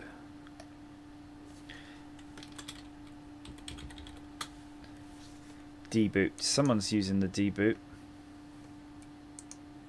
But yeah, I could probably try to find you it anyway. It's got a proper company in the UK with a decent website and everything. So you can get the software for it for your PC, and you can get... In fact, hang on. If it's on this... Oh, here we go. What was I using? In fact, there's a PDF. Smart Spy. There we go. Smart Spy on the Beeb. And that's it, from Dandelion Labs. Let's see what they say. Products, Smart Spy. So it's got the drive basically and the EEPROM, and the SD card lives outside of your machine. And look, there you go, 16 quid. Just buy this one. Currently out of stock. I think just ask them. They might have one. To be honest with you, just contact them. It's insanely fast and insanely easy to use. But I think this acts as a sideways RAM and a sideways ROM and stuff as well. So you've got options with this. But that's it. Dandelionlabs.co.uk. Right, let me get back to my Vespine. Queue is full. So what's been going on? Oh no, I've run out of... Let's see what happens if you hold down Shift, if it lets you build... Oh, look at that. Beautiful. Well done. Well done, Blizzard. That's an awesome feature, just to be able to sort of chain build stuff. I'm very pleased about that one. And Andrew, if they don't have one in mail, yeah, keep a lookout on you know, YouTube or I'm YouTube obsessed. Keep a lookout on eBay, because just you see what it looks like now. You might be able to find one, and I think if that's the one that is maybe open source, we might be able to do something with that, because you've got the interface, you've got the ROM, so they both look pretty simple when you look at them. So let's see how we go with that. I'm sure we could find a solution for it. Someone will be able to sell you one. But yeah, I find it flawless. I've got like 70 odd images on mine, disk images, and it's just super easy to use. But the nice thing about the the nice thing about the Beeb, of course, is you can just add more ROMs in there, and it just expands the whole, you know, OS out. Right, we're getting some SCVs built now.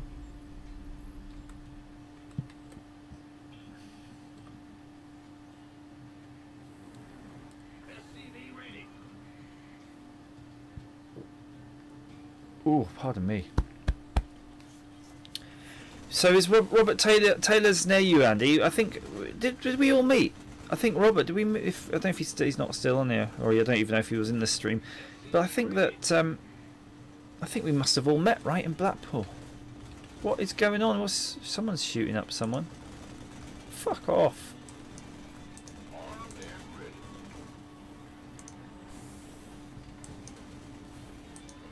SCV ready. There we go.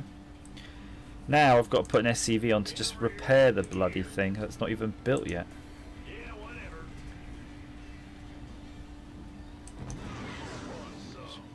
Bollocks. You scared me. SCV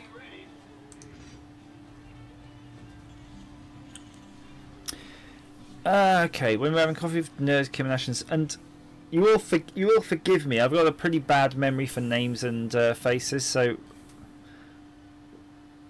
Robert, I'm sure it was a pleasure meeting you. I'm sure we do chat from time to time, don't we now? Crikey, that weekend seems an awful long time ago now, doesn't it? It can't really be more than a couple of weeks. Bad news.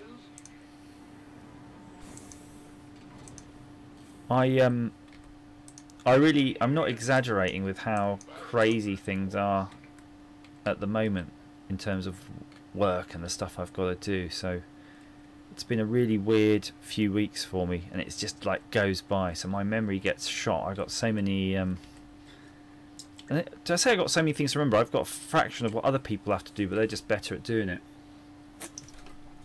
Hard to get an engineer to think like a sort of salesman type. Good. I think we're ready to start building a barracks, if we may.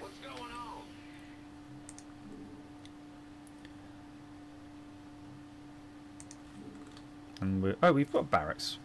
Idiot. Let's just build soldiers. Soldiers. Soldier boy.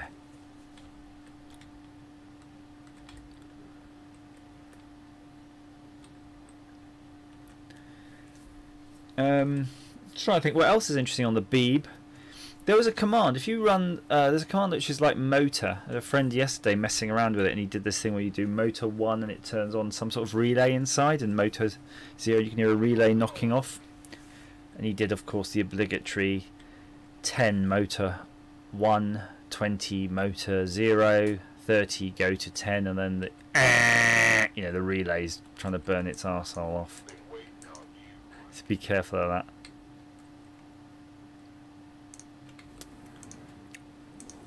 Also, with that disk utilities thing on that BROM, it's got really nice help function too. So if you just type in help, it'll give you a list of the main programs, I guess, that are on there. It's got utils, dutils, and dfs or something. So these are all part of the extensions, I guess, the standard BBC ROM. And so if you type in star help dutils, it'll then give you the subcommand for all the disk utilities for doing with that SPI interface.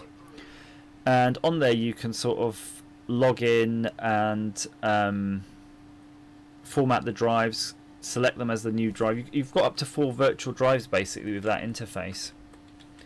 And of course, you can tell it by default what disk you want it to boot, and you can do that any time. You can say always load disk image 60 or something, or exile. It lets you put in the names like Chucky. Yeah, it's good. Hey Becky, have you got a BBC? Have you got a BBC with this whole thing on it? That's amazing if you have, because you're probably the expert on the whole thing compared to me, honestly.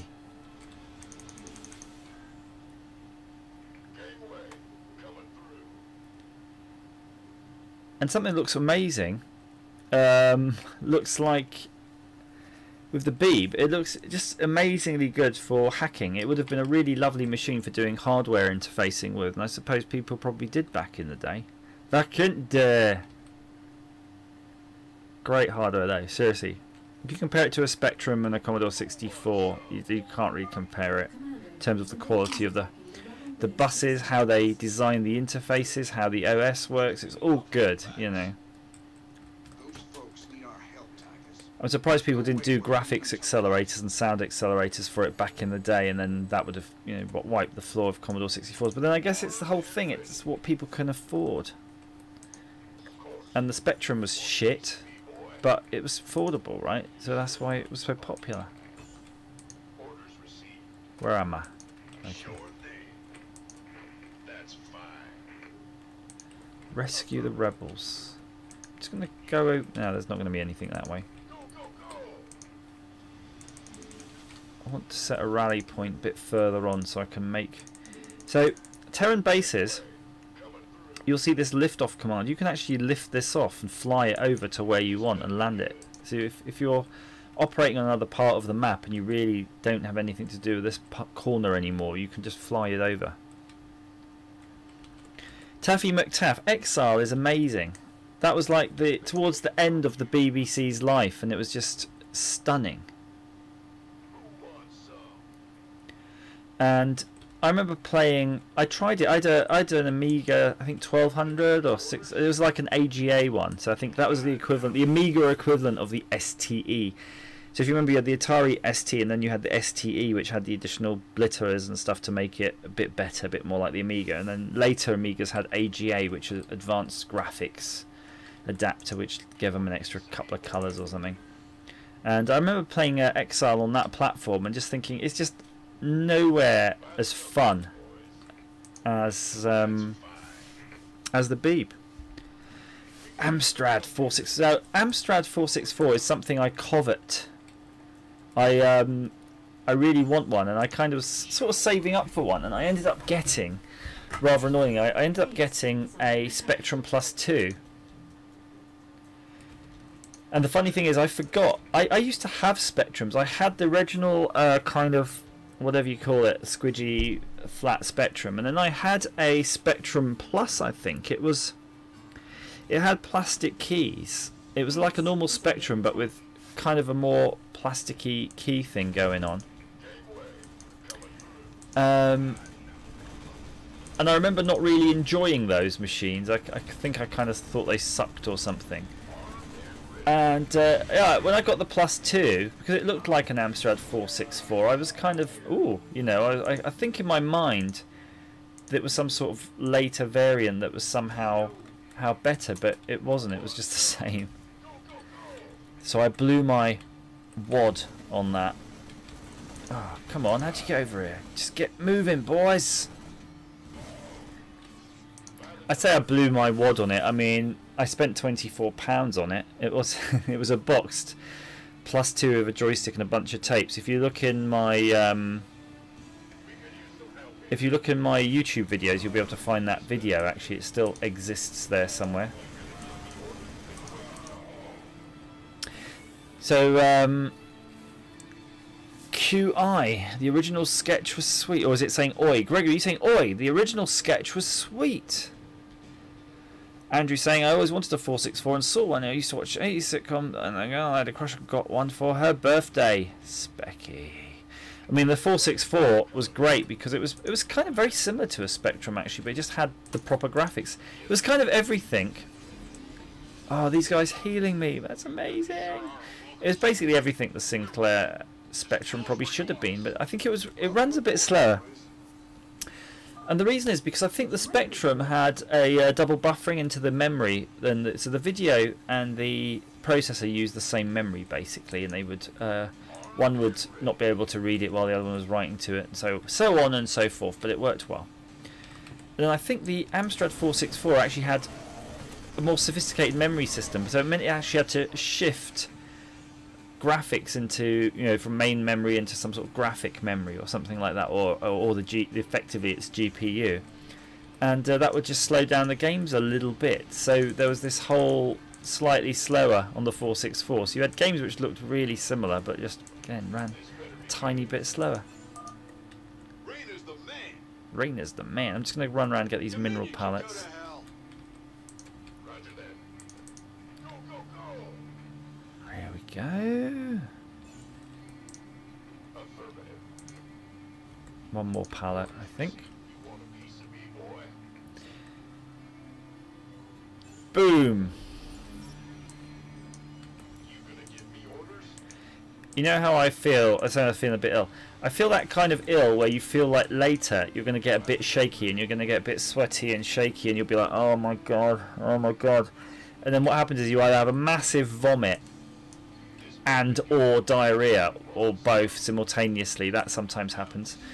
And you feel really good after that and you're like, okay, I feel better now. So maybe that's what I've got this evening to look forward to.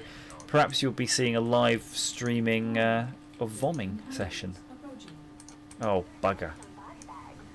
Wow, we cane those.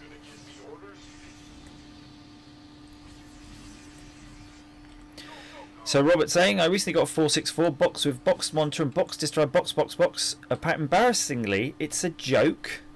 The rest of the to-do pile in the attic. It's joke. Embarrassingly, it's joke. The rest, I don't know. I think you typed something confusing there. Sat on the toilet forum with the towel around your shoulders, praying for God to kill you. Andrew, we've all been there. I once had gastroenteritis because I was prescribed some medicine that I was really not happy with by a very arrogant doctor who then refused to believe it was that medicine and said, no, keep taking it. And then I was diagnosed in a Greek hospital. And they put basically a painkiller injected into my belly just to stop the pain. Yeah, I really didn't enjoy that anti-malarial medicine that was trying to turn my insides out for about a month. yeah, you just want to die when you have some of those ailments. It's just definitely unpleasant. So I sympathise with anybody who has a stomach pain like that. And hope, of course, if I have anything to worry about, it will just be one of those very quick ones that will just be resolved by the morning. There we go. Let's try to take out. So if they've got a barracks, you want to take that out because that can produce units, and then just go straight. Ooh. Go just straight for any base or stuff like that. That's all you need. And then fan out and start killing them for you. Oh, I can't drink my pop, don't have any. Let's read some messages. So yeah, Gregory's saying, yeah, nice computer. Yeah, I think the 464, to be honest, the Plus 2 is a really nice format, and I think it's quite nicely built. I'm not shitting on it as what Alan Sugar did. I think he did a very good thing with the limited material he had to work with. And the 464, that's all great. I love that long tape in the corner thing. And the same way I love it, like the Atari STs and Amigas, that sort of format too. Oh, I suppose it's all from the Beeb days, really, isn't it? That Commodore 64 I've got is a little bit like a little Amiga, a bit slicker than a regular bread bin. That's quite nice.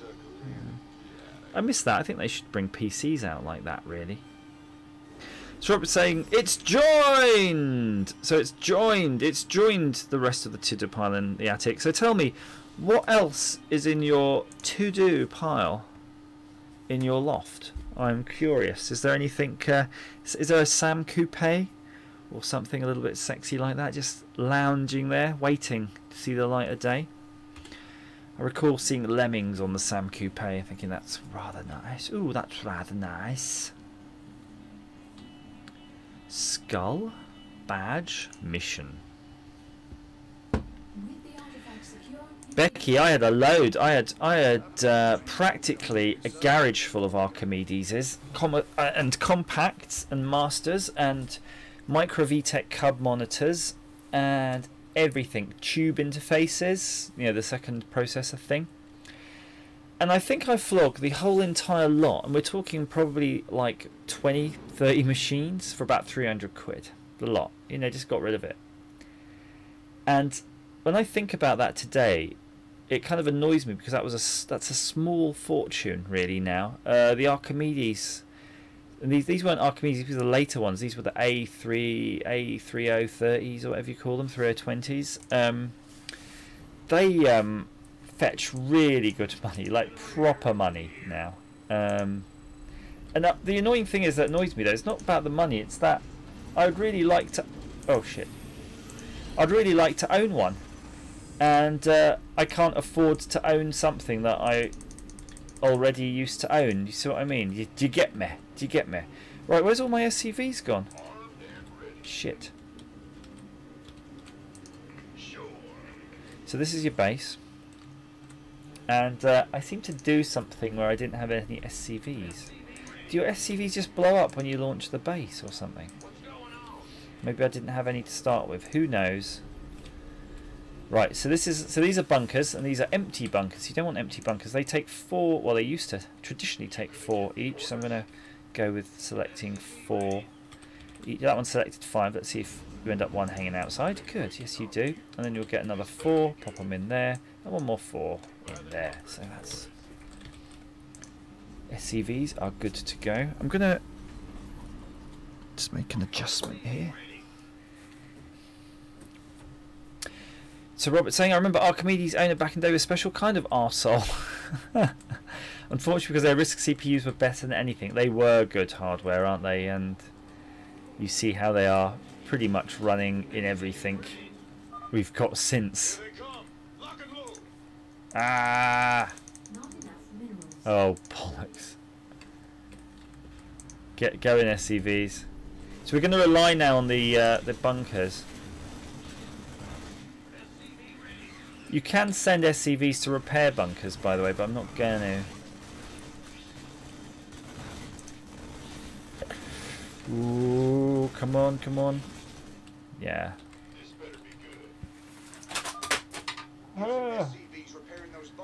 Something just fell. Oh, look, there's an SCV there repairing a bunker. Something just fell off a back office shelf there. Bit of electronics. So Robert's saying, no Sam Coupe, mainly Commodore stuff. Let me know if you want a VIC-20. I do. I do want a VIC-20. I'd love it. I would kill. I'd kill for a VIC-20. Can I... Robert, I got to tell you something. And it might excite you. It might annoy you. But it will certainly interest you. I have a project in mind. I'm just going to look on my pile of crap in front of me. Now, I have a box of chips. These chips. Do you see them right there? Just holding them up. Now, these are microcontrollers. And they've got a bunch of memory on them. And basically, I want to fit one into my Commodore 64, into the ROM, the EEPROM, and I'm going to basically turn that chip into an microcontroller. Yeah, they're microcontrollers, and I want to turn the EEPROM, the microcontroller, into an EEPROM emulator. And there's enough memory on it, depending on the program size, but I reckon you could get maybe up to even 7 images if you're lucky. So that I can switch between different kernels, C64 kernels, which is great. You go, why do you want to just choose a kernel and go with it? Well, I use that SD2IEC thing and it's shite. I want it to be faster, so there's reasons for that. However, there are some other things you can do. If I can get that working, and I'll put it on a little donkey board, a little slave board, which I just fixed an... Look at my tweets. You'll see I fixed an arcade machine recently by making a little daughter board for that. It'd be similar to that. With this chip on it, and it can do all these wonderful things, because if it can emulate the EEPROM, it can just run fine. But you'll be able to do fun stuff. So if you read ROM memory address, kernel ROM memory addresses, you'll be able to actually... Oh, what's going on now? You'll be able to actually interface. I can set it up so that we can interface with the microcontroller itself on board. So what does that mean to you at home, boys and girls? Well, what that means, if you read a ROM memory address, yeah, if you read a ROM memory address, you'll just get the same value. Give me that value and it'll be the same. And Robert's saying multi-ROMs, Jiffy DOS, Dolphin DOS, all those things. Some of those are switchable with dips. This won't have that. So what I'll allow it to do, there's 2 things you'll be allowed to do on this one. One, you'll be able to send a command that will tell it to go into the next ROM, either immediately or on boot. So we can definitely do that. And then we have a second type of command, which will maybe a sequence command. I haven't worked it out yet. But if you read certain areas off the ROM, maybe in a certain order, it will go into like a command mode where you can just talk to the microcontroller. So you can actually get it. So every time you read from a ROM address normally, it gives you the same value back. And what I've got in mind, every time you read from the ROM address, it'll give you different values back, because what it's going to be giving you is values from either sensors or from a communications port to that PROM. It says using the memory address, the memory interface as a kind of communication port. So what's cool is you could get like a sort of PCB like this or something, or one of the Booby Cortex, whoever got lying around, and load it up with sensors and fun things. So it can measure, say, voltage rails of the Commodore 64 or something like that. And let me just get these Zergs. And you can write code in your Commodore Basic, basically, to talk to that thing. And I could program in a real-time clock chip. I could design one of those onto the board. I could design sensors. I could design some USB peripherals, so you could actually access USB via it. So you could plug your VIC-20 or Commodore 64 into a PC. There's all sorts of things, really. I just need some inspiration, but definitely it's doable, and I definitely want to try it on everything I can. And that includes a BBC, actually. It's all kind of similar, I think. I mean, I'm not entirely sure, but I think we'll be able to get away with it. BBC almost, though, seems less worthwhile because it has so much I/O already on it. Commodore 64, you have the cartridge port, the serial port, you know, that sort of tapey thing. But I want to be able to switch ROMs, and it seems makes sense to do it all in one go, basically. What am I supposed to do here? Okay, I think I've got to go through these waypoints. So while the base is under attack, I'm going to try to... oh, crikey, come on. we're going to be in trouble. Build. Oh, we've got... We're at a resource limit, basically, at the moment. Build supply depots, please. Go, go, go, go. You're no fun, you guys. Well, I don't have enough minerals just to build one thing. Come on. Right, where are those guys? Oh, there's a mineral pallet there. Get that.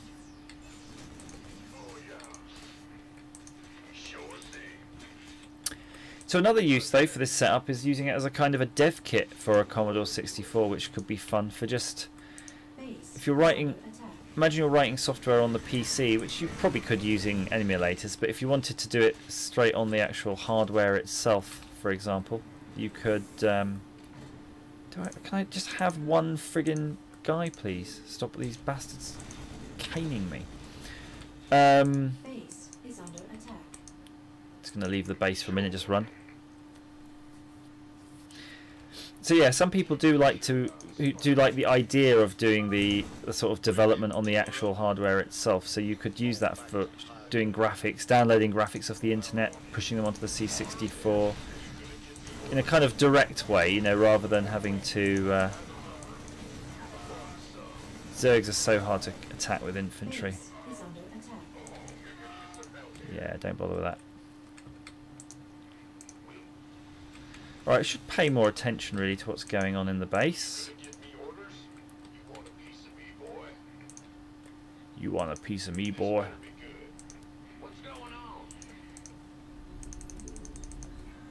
Need more SCVs now, a lot more. What's this glowing orb thing? Can't seem to do anything with it. Hold out for advac. Oh, so I just don't even. I've been sending friggin' soldiers out, which is the worst thing to do. The reason it says hold out for evacuation means it's probably going to just send a kick-ass amount of bad guys in here. Anyway, let's just send these two as scouts. We'll just go and have a look, see if we can scout out the map. Go down here or something.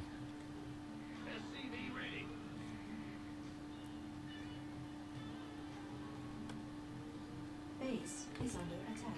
Our SCVs are under attack. Great.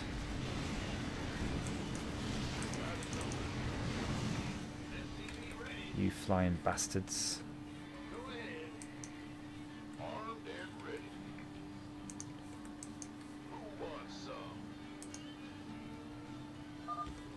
Keep at it, boys. The ride's on its way. Good. Get on it.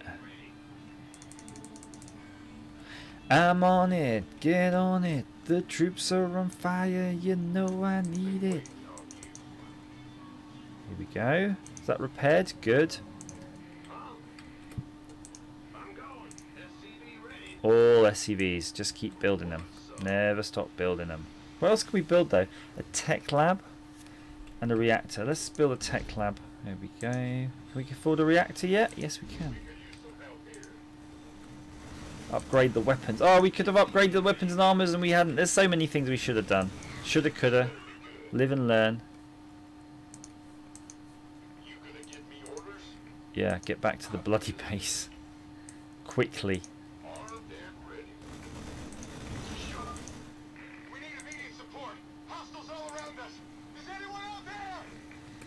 Hello, hello, hello.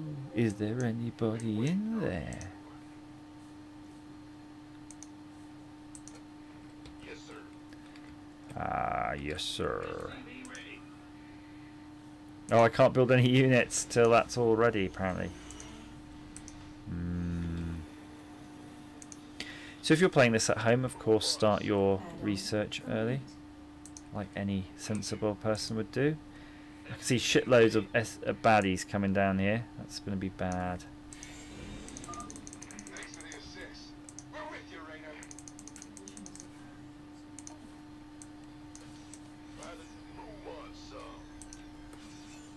Base is under attack. I know. Bad news?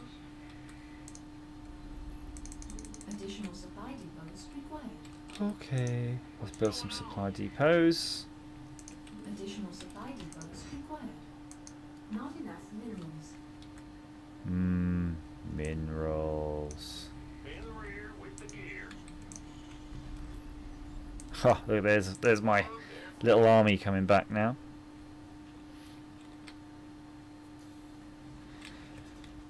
What? And Andrew, my favourite game is Repton. How could you have bought a BBC from Repton School? That's just so lucky, man. You're so lucky. You're so lucky.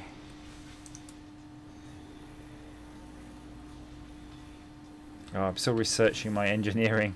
I like that you've got engineering research slots though. That's pretty sweet. Because you can just... Oh, have I not been getting Vespine gas? What a fig nut.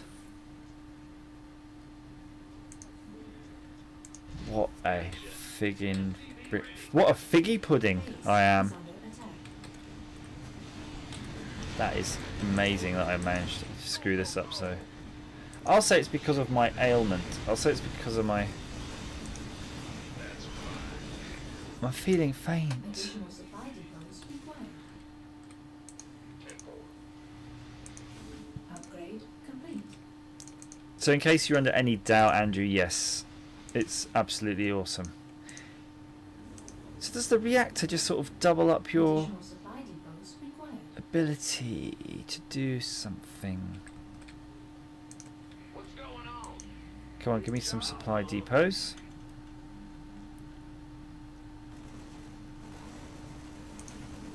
Base is under attack. Yo. Doesn't have a countdown, does it? Oh, it does. 6 minutes. Just another 6 minutes to go. Top right corner. You can just about see that.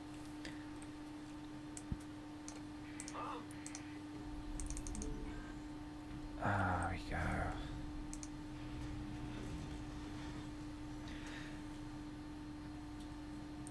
I have a vision of a reptilian Repton popping in a box and taking it to post office for me.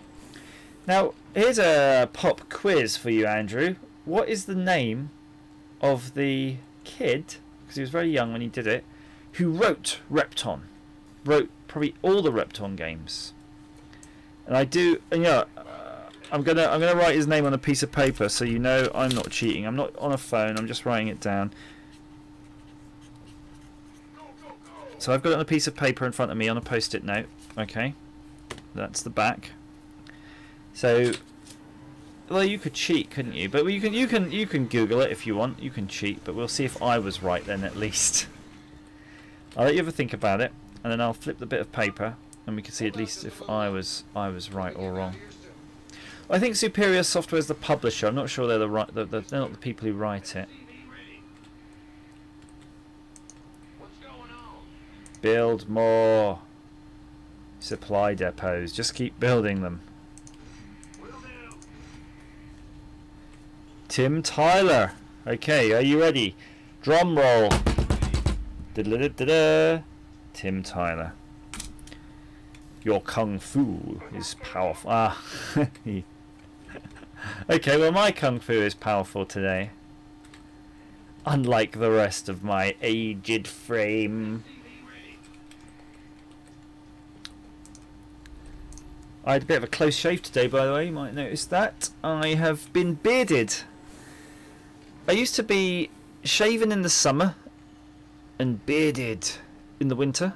And I think I've been bearded for nearly 18 months to 2 years. But I decided to have a little... let my face see the sun, because it's always nice to have that bit of tan, a bit of colour on your face at some point. So I wanted to have facial hair like Duncan Goodhue's head, and be nice and smooth.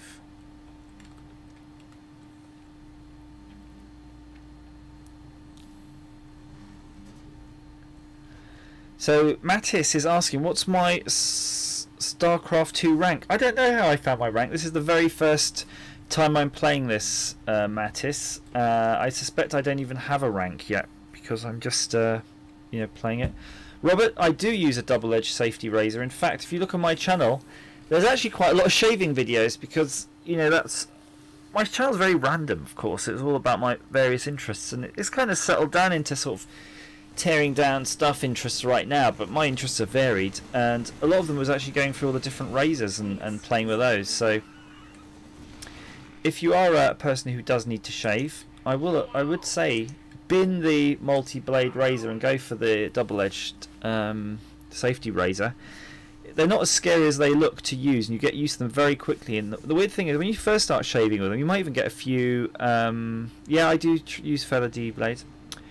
You do get a few nicks and things, just because I think your skin's not used to them. Your skin's very scarred from using the multi-blade razors. After that, it becomes amazing, because a lot of issues you had with maybe ingrowing hair or like acne and stuff like that, some of those just go away. I mean, all the ingrown hairs. You can see here, maybe I've got a mark here. When I was in the States last, I didn't have my razor, so I used a regular one, and I shaved this part. I used to shave my beard at the neckline, and it caused a whole, I tell you what, like a whole cluster of ingrown hairs that have been there for like 5 months, and that's the last one now, the last sort of scar. I'm hoping it will go away soon. There's still an ingrown hair in that, and after that I was just like, you've got to not use these fucking things. So I've tried. I used to try all the different double-edged razors, and the best thing about double-edged razors, you can go to. I had some really antique Gillette and all sorts. I'd buy them at car boot sales, and then I went for the Chevette. They're a bit scary. Don't go for a Chevette. And then I have a Merca, one of those really heavy, expensive Merca, which are frigging deadly. And I've got up here. I'll just show you. You can have a look at my belly. Look at my belly. Right there. Oh, these two very heavy things. And these are Rolls razors. The Rolls Royce, clearly, of razor. And these are really weird. They've got like built-in strops and stones. And they're effectively, believe it or not, and I'm going to show you how you use this, sort of. You've got in there a strop, right there, and I'm well aware my game is just playing itself out. And you move the razor, you see that triangular thing there, that's the blade, and you see I'm pulling it, and then I pull backwards and it will flip. You might see the blade flipping, ready? There, you see it flipped? See, like that? And it's actually an automatic stropper. And then when you're done with that, rather scarily, you use your fingers and you twist it, and it comes off like that.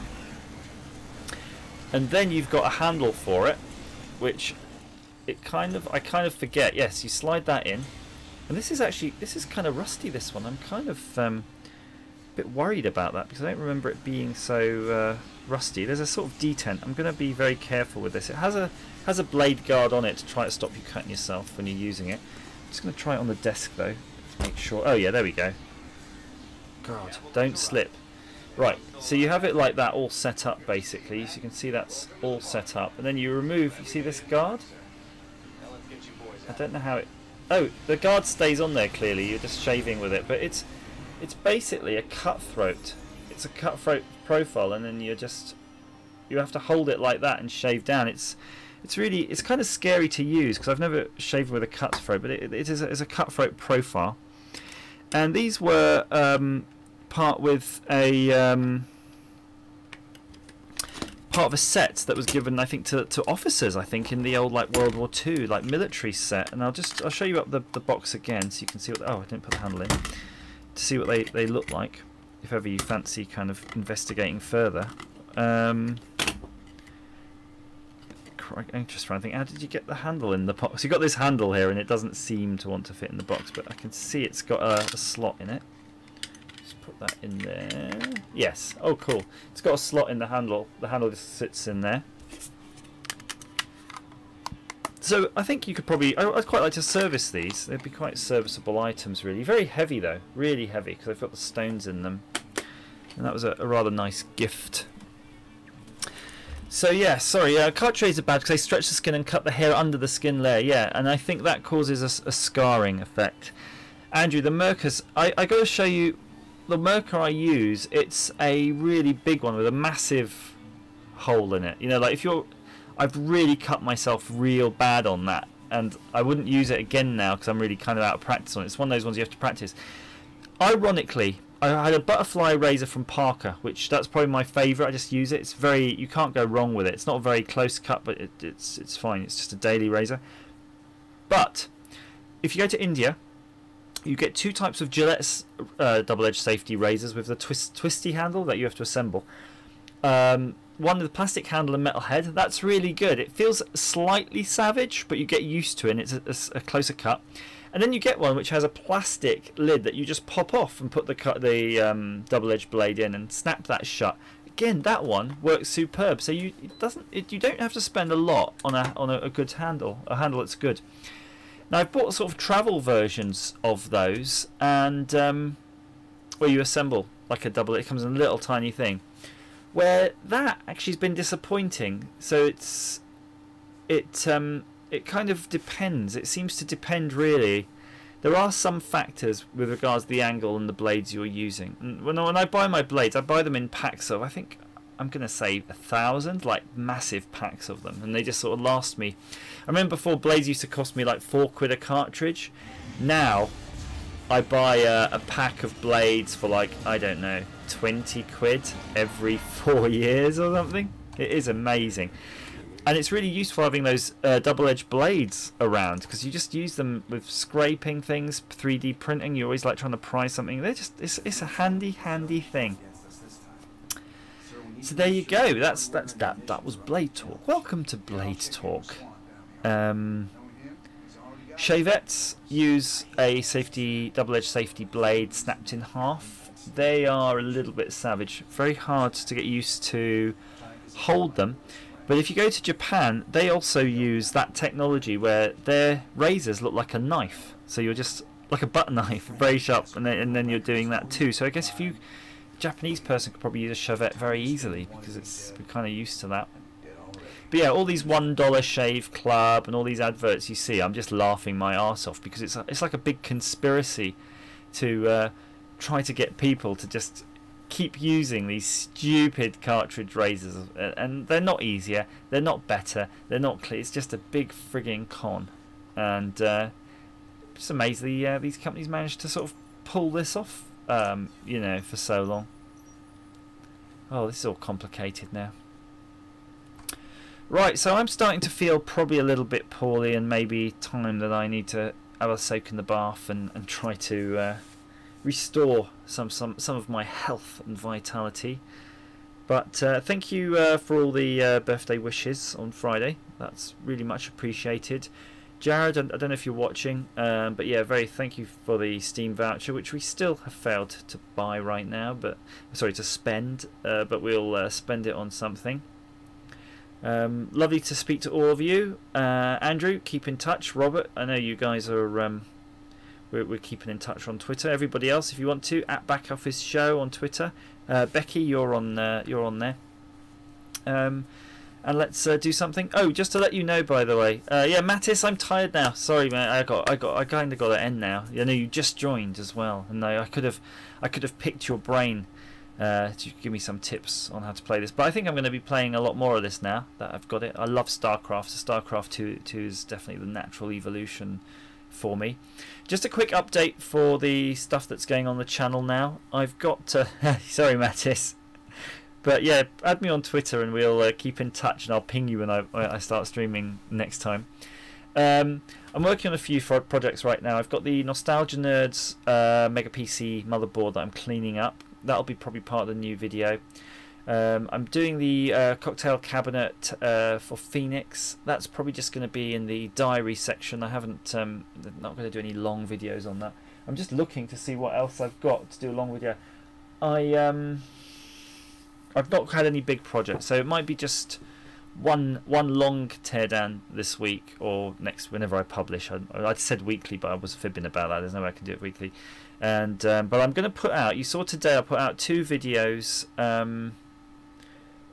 Sorry, someone's just saying something about pens that caught my eye.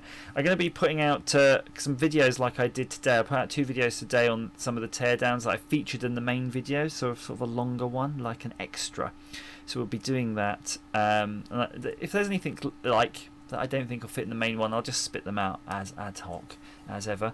And I'm just showing you my Jetstream pen because ZBidress says, by the way, on the pen front you can pick up a Zebra 4 colour 1 pencil on eBay for a £5. So yeah, okay, that's not that bad, but you can also pick up the Pilot one, which was kind of almost a £5, wasn't it? So, you know, maybe you don't want to wait to have it from China. Mattis, I don't know if I'm going to stream tomorrow, maybe not. And Pure Ski, is that as in skiing or just Pure Ski? I'm Comrade Pure Ski. Thanks. Very nice of you to join. Hi. But I'm just about to leave. So I'm going to love you and leave you. Have a great Sunday. Have a great week. All the best. Bye.